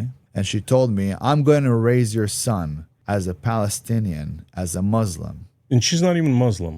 No, it was American. Just to piss me off. you off. Yeah. And she started posting everywhere with her new boyfriend that was a Palestinian guy. So when I got on the phone with her and she was like, you know, I'm going to do this, I'm going to do that. I told her I'm going to come there, I'm going to beat the shit out of him to keep him away from my son. So she recorded me saying that. And then she wanted to say in the courts that I was a dangerous man and I was like I could be a violent man or whatever. The courts told her like, come on, take this shit out of here. We don't want to hear it. This guy wants to see his son and you did something fucked up. So the courts didn't pay attention to any of that. But she recorded me and all that bullshit and then said, oh, he threatened me, blah, blah, blah. Anyways, I went into the courts here and tried to get her to come to courts in California. Well, after a long period of time trying to get her here, they said you have to file in Ohio. By the time I filed in Ohio, I had to then find her, and the process server couldn't find her. Eventually, we found her, but she was in hiding, and it took months. Well, I didn't see my son, and by the time we found her, she got served. She left my son outside and ran inside and dropped the papers. At the end, she came back and took the papers. Wow. She realized she left my son outside with the process server. And the process server was like, lady, there's a camera here. I gave it to you in your hands. I served you. You left your son outside. Should probably come take your son. So she went outside. She cursed the process server. And she took Donovan back inside. Then the courts shut down because of COVID. Yeah. So for 2 years, I had nobody to speak to. So I didn't see my son for 2 years. Then the courts opened and the courts let me see my son. So now your son's 3 years old. My son was 3. Okay. The courts open. I go to the courts. I fly over there. I see the judge. She tells them, oh, he's a dangerous man. He could kill me. He's this, he's that. The judge looked at her. That was a very good judge at the time. Looked at her and says, ma'am, if Ben wanted to kill you, he would kill you. He's here wanting to see his son. He's been going through the courts. He's waited through COVID. You've kept him away for 2 years. Now you're going to let him see him. Right after that court date, I brought someone that is called a guardian ad litem, where you pay the money to be with you hourly with your son. But I said, I'll pay for the first few hours. For the first 10 hours, I'll pay, which was like $2,000. I said, but after that, she needs to go with me half-half. So when it was time to go half-half, she didn't want to go. And right after that, at first, the guardian ad litem was doing with me video calls. So she was on the video call while I was talking to my son through videos. That's how we did the first 10 hours. Then after that, I flew into Ohio, and Kate, the mother, was like, we don't need her. We're fine. Because Kate was coming on the call saying hi to me. And I pretended like nothing happened. So I arrive. She picks me up from the airport. We go to dinner, and she's with me for like 4 hours. So her boyfriend at the time calls her. And eventually she answers him and go, Tommy, what do you want? And he goes, what do you mean what I want? You're with Ben. I'm worried. He's like, what do you have to worry about? I'm with Ben. We're at dinner. And then he wanted to leave her because she told him I'm a dangerous man. Wow. And then she was with me at dinner. He realized she was The lying. first time she saw me. Yeah. So he realized that she was lying. So he wanted to leave. So I had to talk to him to say, listen, people fight. It's okay. We went through this whole battle. I'm not a bad guy, yes. But she said what she said to try to win in court. I forgave her. You could forgive her. He was like, if you forgive her, I forgive her too. Oh, wow. But he was like a pussy. He's like literally like a pussy. But he wanted to leave because he was like, okay, this doesn't make sense. She told him like crazy stories about me. No. Oh, this guy kills people for a living. Wow. You know, he works in a special job. He disappears for a while, goes, takes out people, come back. And next thing you know, she's sitting there with me when she told him that she's afraid of me, Yeah. of what I might do to her for keeping my son away. Well, I would never hurt her. She's the mother of my son, and I would never hurt any woman. It's a woman. What am I going to hurt her for? Does that make me more of a man? No. I don't even hurt normal men. I would fight a bad man. I wouldn't fight a normal guy. Like, I've had normal guys approach me in the past, say something to me. I'm like, oh, have a good day. Can I buy you a drink or something? Like, leave me alone. I know I could take you out. I have nothing to prove. After that moment, I saw my son for a whole year. So And now I he's helped- between 3 and 4 years old. You're seeing Yes. your son. Okay. I was seeing my son going back and forth. We were still going to see the courts. I helped her build a business. She was working for Arbonne in sales. I was teaching her sales. She was working for Arbonne, did very well. Then she wanted to open up her own business. I helped her. I hooked her up with some manufacturers in China, got for her samples, was really being like her best friend. She told me how her and Tommy weren't getting along because of Tommy's mother, because she supports Trump and Tommy's mother doesn't support Trump, that she hates Tommy's mother, and you know, she had all these bad things to say, and that Tommy isn't, you know, she called him like a golden retriever. He's like the poodle that they have at home. You know, he does what she tells him to do, but he's not masculine. He's not a man like me. She would get back to me any moment, any time. That sex isn't like what me and her had in the beginning. Because before we had Donovan, sex was great. But then when she got pregnant and kind of like held me hostage, she lied to me about multiple things. Then obviously I didn't really want her anymore. I didn't want to have that affection. I felt betrayed again by a woman. So she told me all these things. She said, I will take you back in a heartbeat. And after 1 year, Tommy got her pregnant. And I didn't know. But because he got her pregnant, she figured, okay, I'm going to have to stay with him now. How do I get rid of Ben? So she told me, look, we already go through the courts, all that. We're paying lawyers. Let's just end it all. Drop the case, dismiss it. We know when you're coming, when you're going. You're paying for his school. They have your credit card. You're paying for hockey lessons. You're buying him all of his gear for hockey. You buy him his school stuff. You take care of him. You send me money for food. Like, we know what's happening. We know when you're coming, when you're going. Like, we don't need the courts to be involved. Stupid me believed her. And I said, okay, you're right. So I called in and I said, look, I'd like to dismiss the case. Told my lawyer to dismiss it. Then I got on a flight with Donovan back to Ohio. Donovan was with me here when I dismissed the case. I did his 4th birthday. And when we arrived there, I handed him over to his mother and told her I'm glad that we could work things out like this.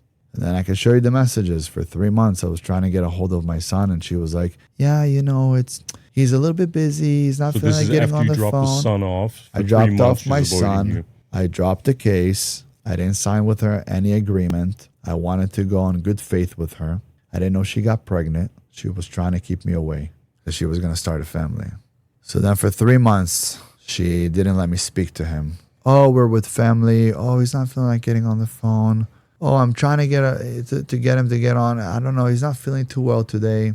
I show you messages after messages, and she's replying these things. I showed that to the courts too. And then she removed my credit card from the school, so I don't pay for the school anymore. She told him not to speak to me. She removed my credit card from his hockey lessons, pretty much removed me from everywhere, blocked me on social media. I sent the sheriff to her house. When the sheriff arrived, she told him, I have 100% custody over my son. If he wants, he could take me to court. Wow. And after I went through the first 2 years with Corona and COVID and all that, not being able to get a hold of the courts, and finally getting him back, and then losing him again after having him for a year, that destroyed me. I had 2 choices. I either go there and kidnap him myself and kill her and him, or I disappear and go find peace. And that's what I did. I went and I found peace. Because in my mind, I played that image of, what if I killed him? How will that end? Donovan doesn't have a mom. Eventually he'll find out. I know he loves his mother. How could I hurt his mother? But she took him away from me, and he needs me. And one of the biggest reasons she wanted me away was because her boyfriend Tommy at the time, my son said that Tommy yelled at him and hit him. And also that they take showers together and Tommy's naked. And there was also a picture of Tommy kissing my son on his mouth on Facebook. So I really wanted to hurt them. I remember it like it was yesterday. This was like 2 years ago? Oh, this was longer. This was 5 years ago. So your son's 9 now? Yeah. Wow. I mean, you're obviously a stoic man, but I could see the emotion in your face. I mean, how does it feel like trying to dig yourself out of this? Because it's so damaging to our masculinity not to be with our own children. Yeah. You know, I have to suppress this feeling. My son was my world. And I kept thinking, what if someone else is doing something to him and I'm not there to protect him? What if Tommy is touching him the wrong way, or yelling at him, or hitting him, and I'm not there? What if I'm just going to hear the stories later? My son was everything. I contemplated of killing them or dying, so I couldn't bear the pain. I couldn't imagine not holding my son. I would hold my son every single night. He'd fall asleep on my chest from the moment he was born. I remember holding him, the smell of his hair. It's like you see this precious little thing that comes from you. People don't understand what the man can go through. I understand that there's men that don't feel the way I feel, that they don't want to raise their children because these are just men who are fucked up, but that's not me. That's not me. I wanted to be there to raise my son. I wanted to play ball with him. I wanted to teach him how to swim, how to ride a bicycle, how to shoot his first gun, how to drive, how to surf, how to fight, and I won't get any of that. And the best years are the years that I've lost with him. So I had to go find myself. And I took my mother and I went traveling with my mom. I kept my mom next to me so I don't hurt myself because I'm my mom's biggest hero. I take care of my mother. My mother is a cancer survivor. I'm her hero. I support her mentally, financially, spiritually. I'm always there for my mom. So I took her with me knowing that if she's around me, I could never take my life away. She was my emotional support because if I were to take my life away and she had to find me there dead, one, Kate will win, and two, my mother would probably commit suicide right after. So I had to stay strong. I kept my mom near. And my mom was falling apart too because my dad left her. So he left her 10 years ago for a younger woman. And my mom has only been with my father since she was 12. She was a virgin, never been with another man, never wants to hear of another man. I have a very stoic mom. She's religious, Jewish. I went to travel with her to keep myself sane. But by the time I came back and started looking for my son again and fighting for my son and getting process servers, by the time she got served, it was a year of me not paying child support. And then every time I went into the courts with a lawyer, after a few court sessions, that lawyer would leave me, drop out of my case, take my money and drop out. I had 3 or 4 lawyers who dropped out. And the last one left me 2 days before my trial. And every time it was women, I said, she has a women lawyer. She's a woman. The judge is a woman. I'll bring a woman. They'll know how to talk to them. All I want is just to see my son. Nothing more, nothing less. I want just part-time. Let me see him. Give him to me 2 months in the summer. Give it to me 4 weeks in the summertime. Let me be able to call him anytime and come by whenever I want. If I'm in Ohio to come stop by, say hi. Bring him to me, I don't know, another holiday or something. I'll fly. I used to fly out, bring him, fly back, same day, travel. It's not easy. It's a 5-hour flight there, 5-hour flight back, go through everything. It's like 24 hours of like traveling. Drive to the airport from my house is an hour and a half. Drive back is an hour and a half. Go take an Uber, pick him up from her house, bring him back to the airport. Go through security. I did it all. I have videos of me running around with my son in capes. I'm the Hulk. He's an Iron Man, and we go on trampolines and all that in Ohio. And I would take him to museums and amusement parks. And you name it. I was with him, active, doing whatever he wanted. I devoted my life to him. 3.5 years ago, I felt like I was going to lose him in the courts. I felt it. I felt it so much. So what did I do? I got online. I got on social media.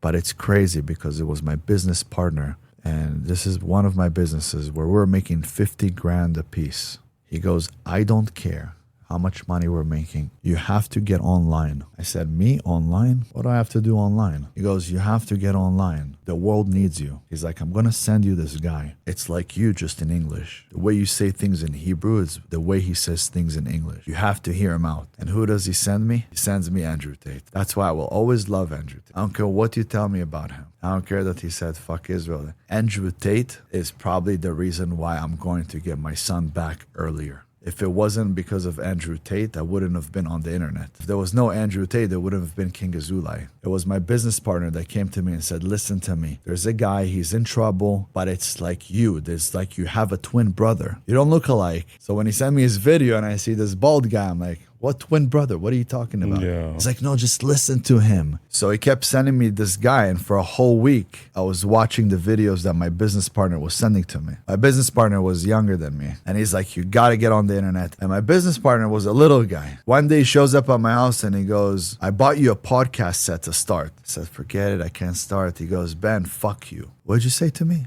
He said, fuck you. I said, what? Did you take Brave Juice this morning? What do you think you're talking to? Yeah. Fuck you. I'm going to put you in the ground. Yeah.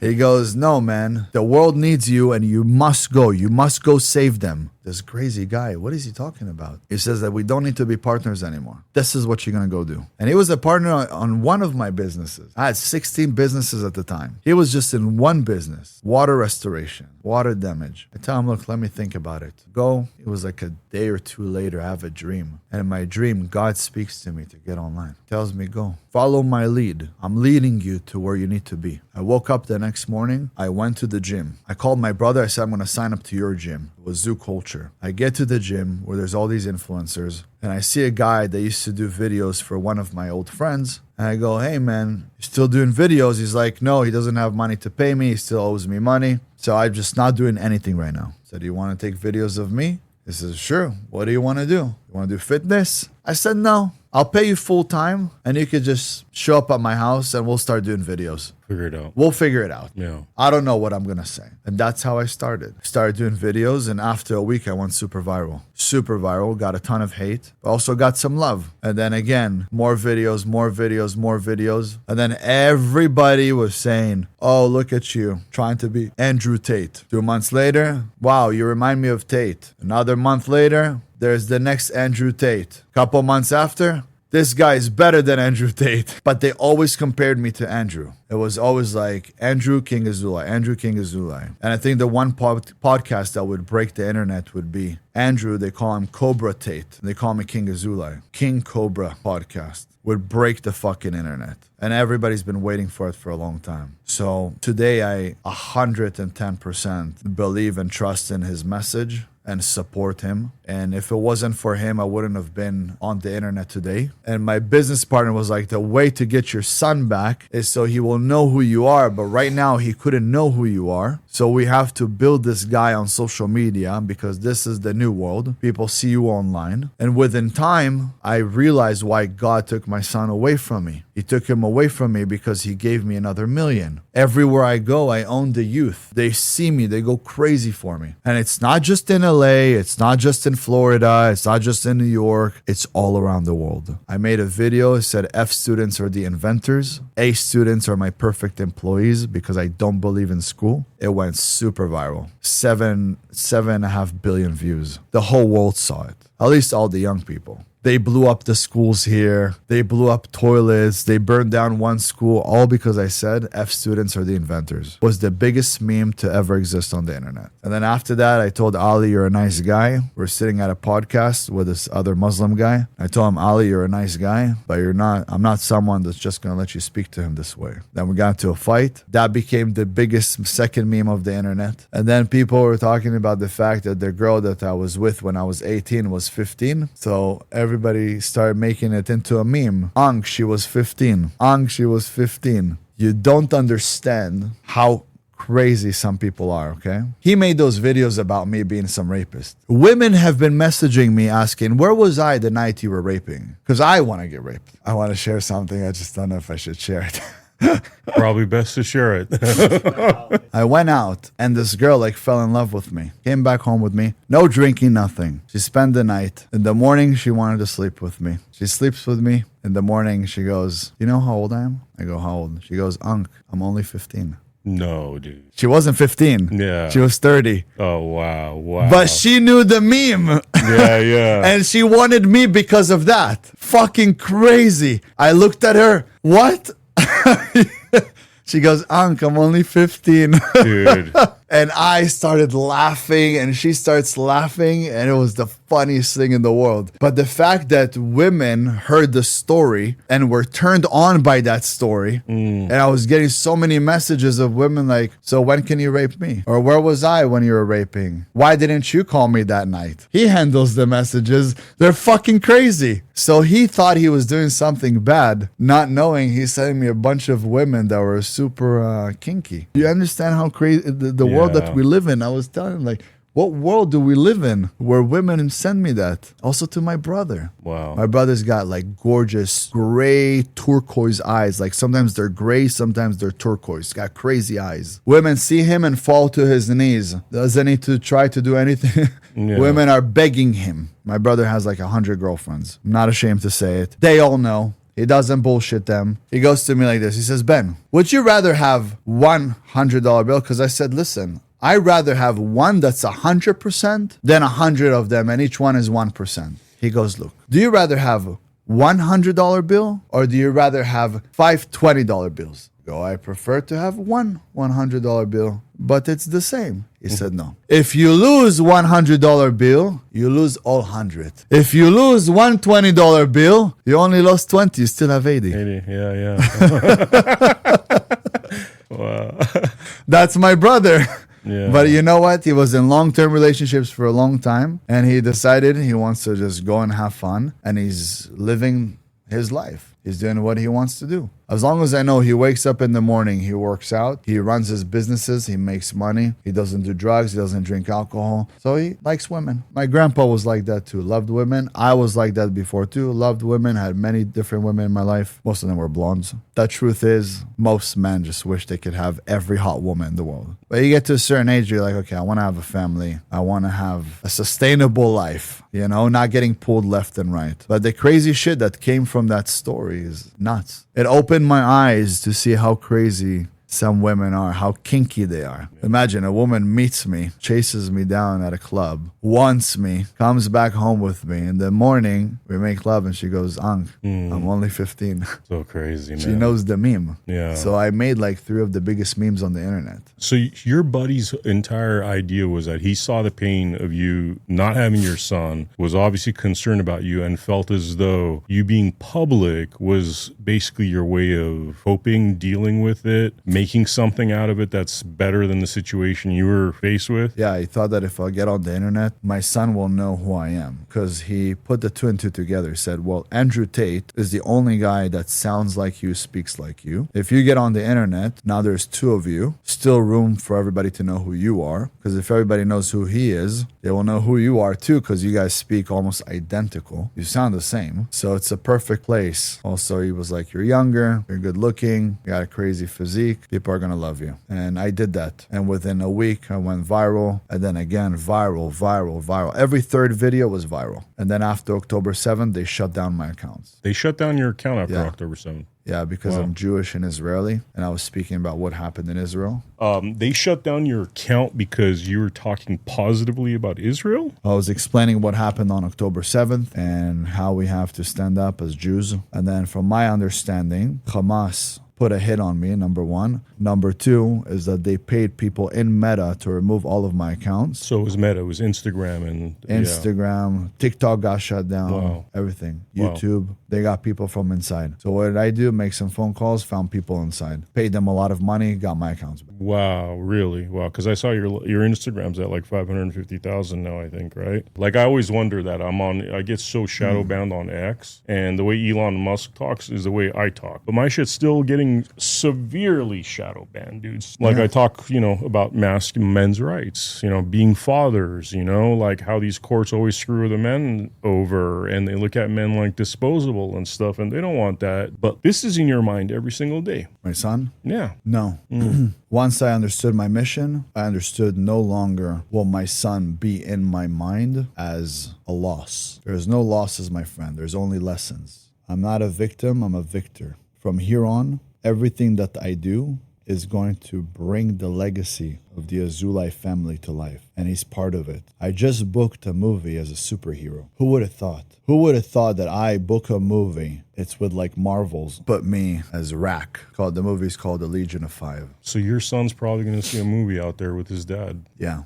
Wow. And that was my dream, because I wrote a movie called The Savior, where I play as a superhero, where I go into a school to save the kids, and my son is being held hostage. And when I tell my son, come to me, his mother's at the door with her stupid boyfriend, and I go, come to me.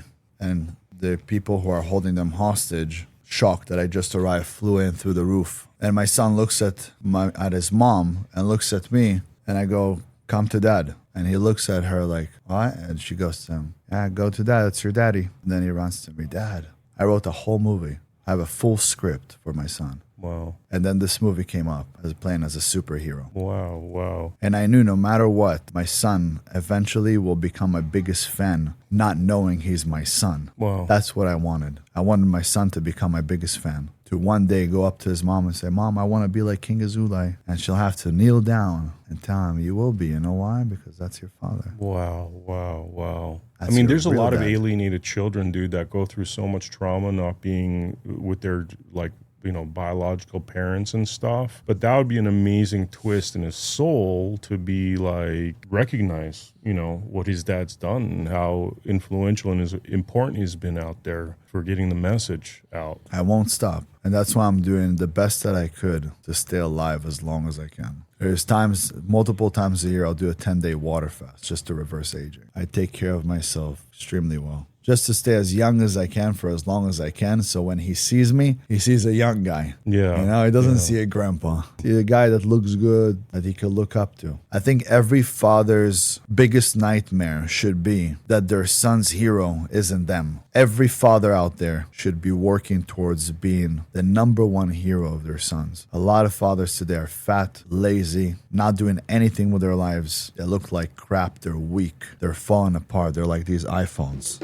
Yeah. They fall and they break. They shatter. That's why they're disposable. We have to strengthen fathers. I say from dad to DILF. Dad to DILF. DILF. You know MILF? Oh, okay, I get it. Mom, I like to fuck. Dad, I like to fuck. Yeah. From dad to DILF. That's what we need. So is this the first time you've talked about this, by the way, that you're alienated from your son? I've spoken about it, but not this deep. I'm curious, like, going forward, do you feel like you want to talk about this a little bit more? I wish I had more of a larger space to speak about. I do speak about it every birthday of his. Wow. I make for him a cake, and we do for him a little birthday. Wow. Every birthday. Because you mourn at some point in time the person you lose. Yeah. That's also why I say that breakups are way harder for men than for a woman. It's way more painful because when a man is with a woman, he pretty much does everything. He provides for her, he protects her, he will die for her. He looks after her like she's his daughter. And the woman looks up to him, admires him,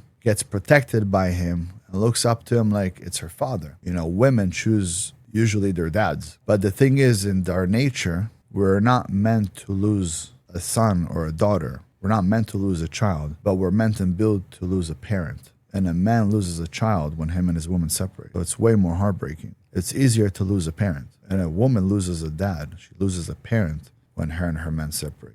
And women couldn't understand that. And weak men couldn't understand that either. But I just went through a divorce. And I had to let go of my wife because of the main fact that people were attacking her. You broke up with this is a different relationship. Yeah, no, 6 months ago, I got a divorce because of the fact that everybody was attacking her. Is this the same woman that... No? Not the mother of the child and not the mother of the two kids. Wow.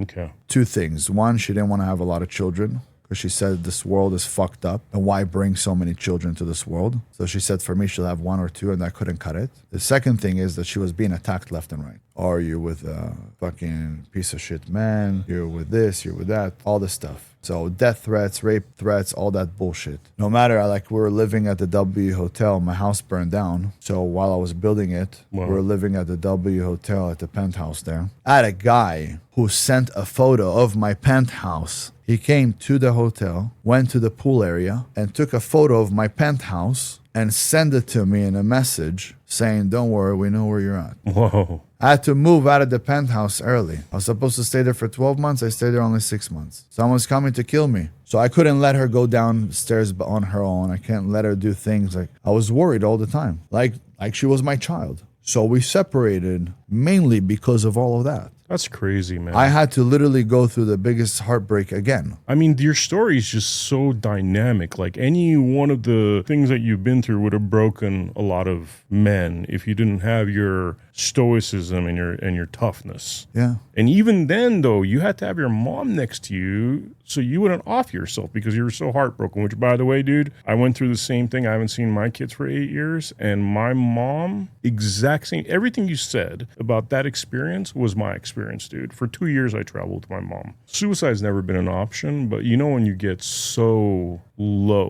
where your frequency is just dead, you don't want to, you're like, I don't want to kill myself, but I would not be so depressed if I didn't wake up in the morning. Yeah, I couldn't really think about going and take away my life, right? but I didn't want to wake up. You don't, yes, That makes exactly. sense? Yes. Like if the plane falls, it's cool. I'm just Yes. not going to do it myself. Exactly. Like, which is an insane. I think a lot of people don't understand that, like, headspace and how hard it is to dig yourself out of that hole. Most people can't dig themselves out of that hole. And that's why I say that I believe today that feelings aren't real. Feelings are literally a reaction to a perceived wound that hasn't been healed since you were a child. You're dealing with something from childhood. It's just a reaction. But I've learned to conquer everything. I went through adversities. I pretty much died many different ways, many different times. And I'm here. And I'm a living proof that anyone could do anything they want. They set their mind to it. It takes time and it takes work. Like I said, now I'm going to play in a movie.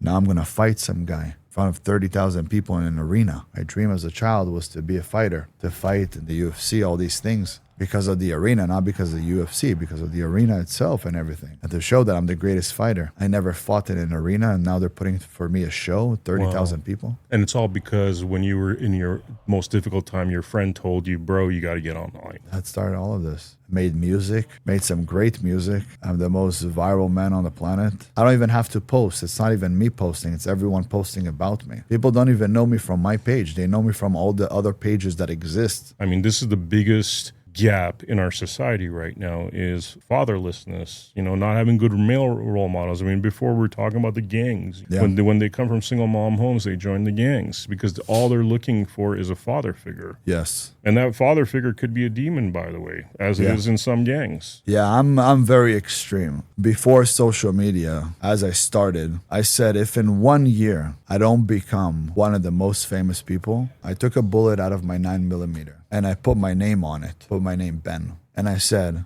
if King Azoulay isn't known as King Azoulay, then Ben needs to die. And there's only two ways for Ben to die. Either that bullet gets shot somewhere in the field, not on me, Ben. Ben died because now it's only King Azoulay. Or King Azoulay didn't come into life because I didn't do a good job. So within 12 months, this Ben has to go. And I'm going to commit suicide. I'm going to shoot myself. So I wrote my name on a bullet. And after 6 months, King Azoulay was King Azoulay. I still have the bullet. We're going to go shoot it. Time to get rid of it. Yeah. You reach your objective. Yeah. I thought I started 3 years ago. I only start now. 3 years ago, I thought it was the beginning. Nah. We are at the starting point. Why right is it now the starting point? Oh, I could feel it. It's way different. I'm 36. That's double life in Hebrew and Gematria. 18 is life. 36 is double life. I just started my new life. The wisdom that I received 3 years ago was like out of this world. 33 was like, wow. It's when I came onto social media. Now 36, it's wisdom that I can't even explain. It's a different level. And people could feel it, even though it's through a camera, through video, they could feel it. I'm coming to save everyone that wants to be saved, and I'm coming to take out everybody that needs to be taken out. What do you see as like the immediate future in front of you? What would you like to see happen? Is the most important thing that, you get your son back in your life? I mean, how do you prioritize the immediate future? My goal is that by his bar mitzvah, I will do his bar mitzvah for him. 13 years old. 13. Yes. He wasn't raised as a Jew, but I will help him. So by that time, we could do his bar mitzvah. That's going to be 4 years from today. So for the next 12 months, I have to beat up multiple people. And I beat up the Nazi. And I beat up a couple more guys. Do the movie, possibly do another movie. And keep pushing out content so he will know who I am. So in the next year to 2 years, I want to have him back in my hands. Wow. When I finish this fight, I'm going to travel the world. We're going to do a world tour. I'm going to do get-togethers, seminars, feed children around the world, go and feed orphans, get all that content out there so people get inspired to go do the same with their life and then help others. Because the way I saw it is like this. Most people believe that God gives them money to tell them, wow, here, now you're making a lot of money, keep making more. Where I knew, okay, God gave me enough money. So now he freed up time where I don't need to work and now I can go help others. That's how I saw it. People need to see that. People need to see that in them. There's a lot of successful men who are not taking time off of work. It's like too greedy. If your search for happiness is on a number, your search for happiness will never end because a number is infinite and a number never ends. So you can't put your happiness on a number. It's never going to end. And then you have people who delay their happiness. When I get that house, when I get that car, when I get that girl. No, I'm happy now. Yeah, I could be serious in moments, but I'm happy now. That I think is peak masculinity, is needing nothing but still being at least satisfied and content with yourself. Yeah, I'm at peace. If you live in the past, you're depressed. Tortured. If you live in the future, you're anxious. And you're not enjoying today. If you live in the now, you're at peace. Yeah. Enjoy now. When I'm here, I'm talking to you, everything exits out. I'm not there, I'm not there, I'm not there, I'm not there. I'm with you. That is a very, very, very hard thing for most people to do, is to be in the now. Forget everything around you. Forget your past, forget the future. Because if you're living in the past or in the future, you never lived the now, then really you've never lived. Message to men. In closing, I have two mini questions. What would your message to other men that are alienated from their children and have, gone suffering because of that? What would your message to them be? And you could, by the way, you could look right in the camera, you could say it to me, whatever feels good for you. So in life, you have to understand that I thought you need to chase things. You need to chase a girl. You need to chase money. You need to chase your children, but you don't. What you need to do is you need to attract them. In order to attract, you have to become attractive. When you become the best version of yourself, you start to run on different frequencies, different vibrations. Your energy is different. When your energy is different, you'll realize that everything will be magnetized to you. You're like a magnet. Everyone wants a piece of you. In that point in time, even your children will want to be around you. But going out there and chasing, that means that it's not the right time for you to have them around, because they're running away from you, even though it's a woman taking them away. But imagine this. Today you're overweight. You don't have money. Your mind is a little bit broken. But you work really hard for the next 100 days and you get a six-pack. You feel like a Greek god. You start doing business. Maybe you start doing sales. You make 2, 3, 4 times the average man. You start getting towards the 3%. And a year from now, you become the 1%. Maybe 2 years from now. I guarantee you that every single thing that you want will manifest right into your hands. But if you don't like yourself, why will others like you? Why would others want to be a part of what you're doing?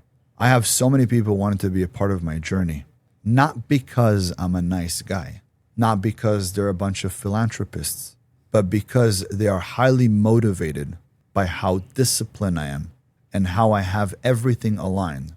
Your physicality and your mentality and your spirituality are all linked. If you could put them together and align them, the stars and the cosmos will align for you to win. This is exactly what you need. If you do that, your kids will look up to you even from afar. I know my son will be watching the next year or two, and he's going to be watching and he's going to know King Azoulay is my father. I could have never been King Azoulay. I could have stayed home, could have met another woman, had other children, and forget that he existed. But I didn't. I picked the hard route. And the hard route is exactly what's going to bring me everything that I've ever dreamt of having. The easy route, the comfortable. You have to remember, men die under comfort. We thrive under pressure. We're like diamonds. Never forget that. You're a diamond, my friend. Just go sharpen yourself. Message to your son. Do you have anything you want to say to your son if he watches this? Donovan, I want you to know, I'm proud of you. I hope you're staying strong the same way I am. All this work is all for you. Everything I'm doing every single morning, the battles, the fights, the training, the waking up early morning, the going to sleep early, the staying away from parties, staying away from everything that I could be doing. Just so one day you're going to see me and going to say, Dad, I'm proud of you. And I'm going to see it. I'm going to see you and I'm going to give you the biggest hug. I'm going to tell you, welcome to the empire. May you be the new king. I built a kingdom for him. He's a prince. He doesn't even know it. Our reality is what we make out of it, not what people say we are. Some people could say, you're no king. Who are you to tell me that? It's funny because most people that tell me you're no king tell me Christ is king. But one of the biggest things that Christ was fighting for was to teach other men to build their own kingdom within them, not just to follow a religion, but to learn how to harness your power, your strength. You have a kingdom within you. And a man doesn't lose when someone takes away his queen. A man only loses when he forgets he is the king. is the most important piece on the board. You could lose a knight, you could lose the queen, but as long as the king is still on the board. A king, my friends, wasn't meant to be moved. A king was meant to move everything else. I move everything around me. Nothing moves me. That's the power of a real king.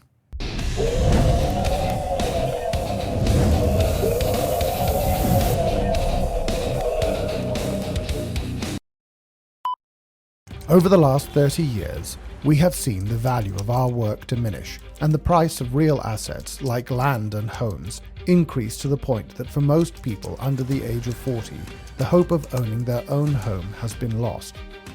The response of governments around the world to the 2008 global financial crisis and COVID was to defer the cost of these events to the future. They did this by printing money, in effect selling our futures to pay for their bad decisions. This is corporatism, not capitalism. Money printing didn't hurt those in power, nor those who supported them, because they had real assets, property, shares and businesses that rose in price to match the inflation of money supply. But for most of us around the world, it sold our future for a fraction of its value. In response to this, a mysterious figure known as Satoshi Nakamoto created Bitcoin. He wanted to create a currency that could not be printed on command, thereby devaluing our labor. A currency that could be traded electronically between people without intermediation, allowing all of us to participate fairly in the economy. But if you tried to buy your groceries with Bitcoin, you'd stand at the checkout for at least 10 minutes, probably hours, waiting for the transaction to process, and the fee would cost you more than the carton of eggs and bag of apples. Bitcoin's limitations meant that it stopped being considered a currency in 2016 and was instead called a store of value. But it opened the door for someone to create a genuine currency that nobody controlled, but everyone could use. That someone is us. We created the Gajumaru blockchain and the Gaju currency. The Gaju is real money you can use, whether that is to buy a loaf of bread, pay for a haircut, buy a t-shirt, in fact buy or sell anything. It is a currency for everyday use. On Gaju Market, anyone can buy and sell any legal goods or services, just like you would on eBay, but at a fraction of the cost. Like Bitcoin, Gajus are mined on a computer. Unlike Bitcoin, mining Gajus does not require specialized equipment, nor huge power supplies. During our protected rollout, you can mine this on everyday computers, like the ones that sit in your home doing nothing for most of the day. We are working to get millions of people like you to mine the Gajumaru and be rewarded with Gajus that you can then use as real money. At the end of 2026, the Gajumaru will open to public mining. By then, we will have brought together millions of people like you to mine the Gajumaru. This will create such powerful combined computing capacity across so many millions of people that the Gajumaru can remain highly decentralized, enabling an economy for the people, by the people. To make all of this possible, we offer a variety of mining packages that combine all of the software and services you need on our website, gajumining.com. The software is simple to install, and there is a step-by-step guide that will get you mining and participating quickly and easily. You can buy those packages now.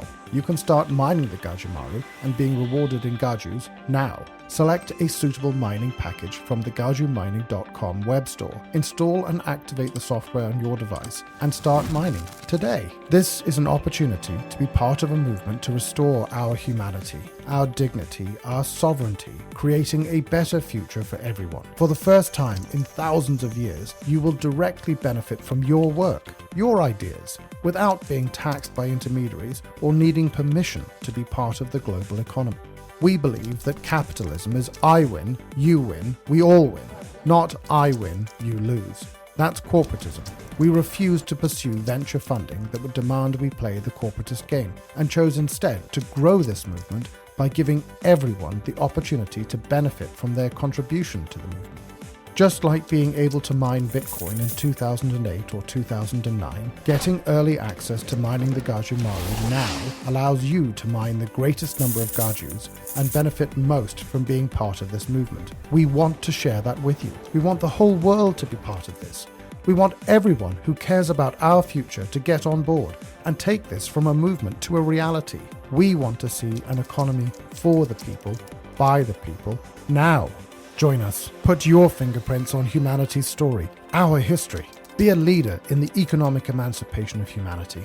It's simple. Go to gajumining.com, select the mining package that's right for you, and get started today.